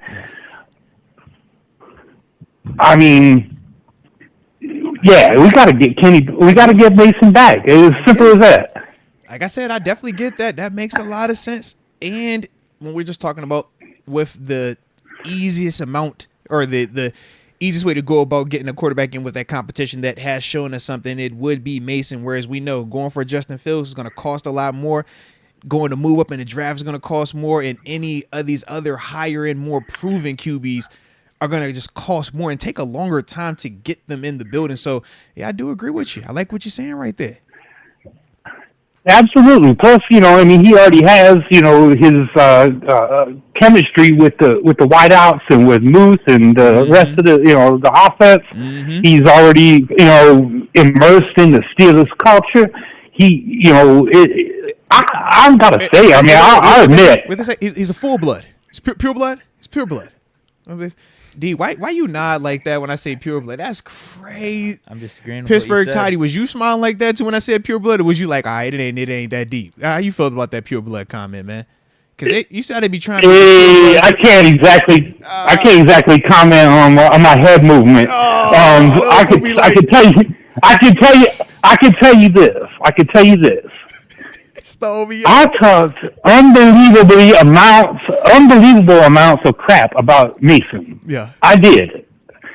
I'm eating all that crow pie, crow pudding, crow chimichangas. I eat all of it. He just proved me wrong, and I was all for giving Kenny more time to show that he's progressing, and he just doesn't seem to be. Okay. Give him another year. He got hurt. I'm telling you, those last 7 weeks, he would have been good. I promise. He would have. But, I mean, Mason was out there actually doing it. So that's why I have my takes on Mason the way that I do right now. If it takes Kenny 5 years to get to Mason's level, then it's just too long. That's why this is make or break. I'm admitting that this is a huge year for Kenny. Yeah, year 3. Gotta happen this year though, man. Gotta happen this year. Pittsburgh tidy, man. I like it. What you got? I thought you about to give me something at the end. I hear you. Give it to me. What you got for me? If TJ doesn't get the decoy, I am going to put a hole in the wall. Hey, listen, I'm with you. I get it. If they don't give it to him, they trying to do one of those feel-good stories. I'm telling you now. We're going to see how good of a feel-good they going with. Are they trying to go with America's Team feel-good story? Or the big bad Myles Garrett who just looks the part. He just, he passes that eyeball test. Let me tell you. But I'm with you, Pittsburgh tidy, okay? So if you put a hole in your wall, just save some space. I'm going to give me one too, all right? I'll repair it if I have to. I'm good at that stuff. There it is. Respect, baby, respect. Hey, we appreciate the heck out you, man. Definitely appreciate you. And get well, too, all right? Let's go. Peace, bro. Shout out right there, Pittsburgh Toddy, man. He definitely said. Oh, it is 6:30. It's up to you. I got excited, Deke. I'm sorry, bro. Can we do one more? Yeah. Let's do one more, absolutely. Bro. We're going to do one more, all right? One more? What did they say? Man, Jesus turned water into wine, right? Keep the party going for a little bit longer. Come on, man. We still got the phone lines open. Okay, hit us up. We having a convo. We didn't talk to the Bro Beer. We didn't talk to the Shot. We didn't talk to Pittsburgh Toddy. Talk to me, baby. Who are we on the hotline with? Hey, man, this is Pittsburgh, man. Blitzburg. How are you doing today, man? What's the word? I'm doing good. How you guys doing, man? Man, we can't complain. You know how it is. Just, pushing it a little bit, trying to skip out on some of the responsibilities and hanging out with you for a little while. Blitzburg. But what's the word, man? I appreciate it. Hey, man, I just got a real quick question for you guys, man. When it comes to Kenny Pickett, our fans, are we really ready to say one and done with Kenny so quickly? I mean, I understand, Mason was on the team for how long? This is true. And this past season, we gave him 3 or 4 games, and he showed us he was a lot different than what he used to be. I remember we used to say stuff about Mason about how he was happy feet in the pocket, right? He looked like he was panicking in the pocket. This year, we're surprised he don't have that. But my point is, I understand Kenny was struggling. He also had some good moments. Yeah. Why are fans so quick to just jump to say he's not the guy right now, but then go ahead and praise Mason for what he's doing and forget how long he's been on his team? That's all I got, man. No, that's an actual fact right there, man. Now, part of the thing, too, they're going to say is how the praise was for Kenny also, right? Because part of the narrative was he was supposed to be the most pro-ready. He was supposed to be you're replacing Ben. It's going to be smooth transition and all the other stuff that kind of went along with it. I do think that's also part of why people are, I say, overreacting to an extent, man, in terms of just, when we talk about him not playing consistently enough or good enough, I do think we overreact at times in, I guess in reaction to how crazy the praise was early on when he first started out. The thing, though, in my opinion, is that I think everyone was on board with KP, though. Yeah, heading into this season. After that preseason, after how 2022 finished and all the stories with KP8, the hard work, the offseason, then you see the preseason, I don't think anyone expected this. I don't care if you were a huge KP8 believer, if you were just middle of the road, or even even a detractor. Hater, yeah, you were not expecting the this season that he had this year. You were not. You were expecting improvement. So yeah, I don't know. It's it's a great question. I mean, it's a great question. I just think there are people that didn't like the pick initially, are taking every little thing that Kenny doesn't do and nitpicking it and just pointing that out, as opposed to looking at some of the positives that you brought up. It's like you can't deny he's done good stuff throughout his Steeler career. Yeah. You can't deny that. He's had some downs, though, for sure. I agree. He hasn't developed as we expected, but to write him off after basically, how many games has he started or played? Like 20-something? Like a year and a half, where he's been banged up in and out of the lineup. And Matt Canada is the coordinator for most of it. And one of the other things I always say is, just with progression, it's never linear. You're going to have some times where it's like, oh, you look really good, really good, really good, and then you take a step back.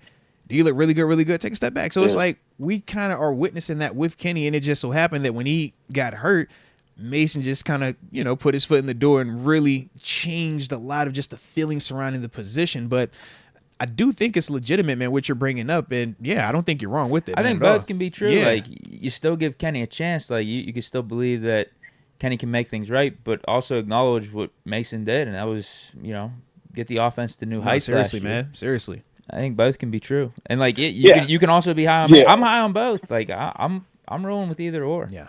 Like, I really liked what Mason did. Yeah, I guess it's just us fans, man, because they were saying the same thing about Najee, remember? Yeah. Wait to pick. He can't do nothing. and then all of a sudden, to be honest. Deke is so transparent. I love it. I mean, I like it, but at one point we were saying Jalen should start over him, and then all of a sudden what happens? Najee gets the rock. He's strong. Jalen has a little fumble issue, right? I'm not knocking him. I'm just saying in general, like, I think, and I'm included too, I think we got to give the process, give Mike Tomlin, that coaching staff, give them an actual time to start rebuilding things. Some of these young cats are going to get popping hopefully pretty soon. Nah. Hey, thanks for my call, guys. Have a good one. Hey, Blitzberg, man, we appreciate the heck out you too, man, all right? Peace, bro. All right, guys, take care. Peace. My man was ready to hang up on himself, man. Respect. I like it. Great question. That was a dope question right there. And I salute that, man. Hey, salute everybody that called in too, man. Absolute vibe. Once again, Blitzberg, Pittsburgh, Tidy Deshad, Bro Barry, and of course, John Easton, who we are still trying to figure out how that happened. I don't know how you called me so quick, bro. That was crazy. I love it, though. So salute you on that, man. If y'all was digging the phone calls and, the takes, there was also being thrown out there, man. Hit that like button for the culture. All right, don't forget to subscribe. It is the off season, so yeah, that is something that we do like to do a little bit more of now that we got a little bit more free time with our schedule and stuff like that. You know what I mean? Get a chance to hear some of y'all thoughts and just a different angle sometimes with these things, man. So no, I salute you on that one, man. But shoot, do we have anything else? Nah. I like it. So I would just wrap up real quick. Earlier in the show, did say we're going to start doing a little fun little giveaway type thing, man, with some of these super chats, because now that y'all can like a person's super chat, we get a chance to see, who the top liked or most liked super chats were. And today, we got a clear winner. All right. But we did have a two-way tie for second place. Just throwing it out there, all right? So the winner had 6 likes on his comment. That was BooMan318 when he had brought up the Madden League. Absolutely. Talking about the Madden League, filling it up with the Xbox and PS5 users. So shout out to you, BooMan. Oh, the reason they liked it is because of the moves he made, right? Yeah, heck yeah, man. Because he was, let's see. That's disappointing. So specifically, he had talked about trading Kenny Pickett for Michael Penix Jr., because he got the better upside. Specifically what he said. And yes, the people like that. So it is Boo Man who will be getting, like I said, man, one of the stadium bags, man. We'll make sure I send you an email, connect with you and stuff like that. You know how we do, Boo Man. All right. But the other 2 comments that actually tied for second place were 5 likes apiece. We had Sean McCartney, okay, when he says, just to let you all know, when I say Kenny hater, it's not for those unhappy with Kenny. It's ones who don't want him to succeed. Okay? It's a real thing. Absolutely. So he talked about that, and he said it's too cold. It's 44 degrees, so stop hating. You know what? I think he does bring up a fair point, because even when we're talking about Mason struggling and people wanting to bench Mason or get Mason out of here, or they think Mason sucks. Mm-hmm. It has nothing to do with not wanting him to succeed. It's just very true. We want what's best for the team, and right now it's not Mason Rudolph. Like, get him out of here. Very true. Whereas it does feel that way. Yeah. Like I think Sean McCartney brings up a good point where it's like they really want this dude to fail. Yeah, it's almost like a personal thing versus him. Whereas with Mason, it's more just like the business. Yeah, some of the stuff you've talked about, where there was a lot of hype with him coming in, and because of that city connection and what good of a story it could be if it does work out. Nah, without a doubt, man. And then the tie with that was Let's Go UW when he says, by the way, Frank Ceravelli needs to STFU about Sid, keep his name out his mouth. Sid don't want to play an All-Star game. Sid ain't got to play an All-Star game, and we stand by that as well. All right, so with that being the case, that will do it for today's show. Like I said, Boo Man, I'll make sure I hit you with an email, man, get that stadium bag out there to you. But to each and every one of y'all, man, we greatly appreciate y'all rocking with us today, man. Regular comments, super comments, everything in between, phone calls. Definitely means a lot to us, all right? So y'all keep rocking with us. We can keep rocking with y'all. Hit that like button on the way out. Don't forget to subscribe. And until next time, baby. Peace.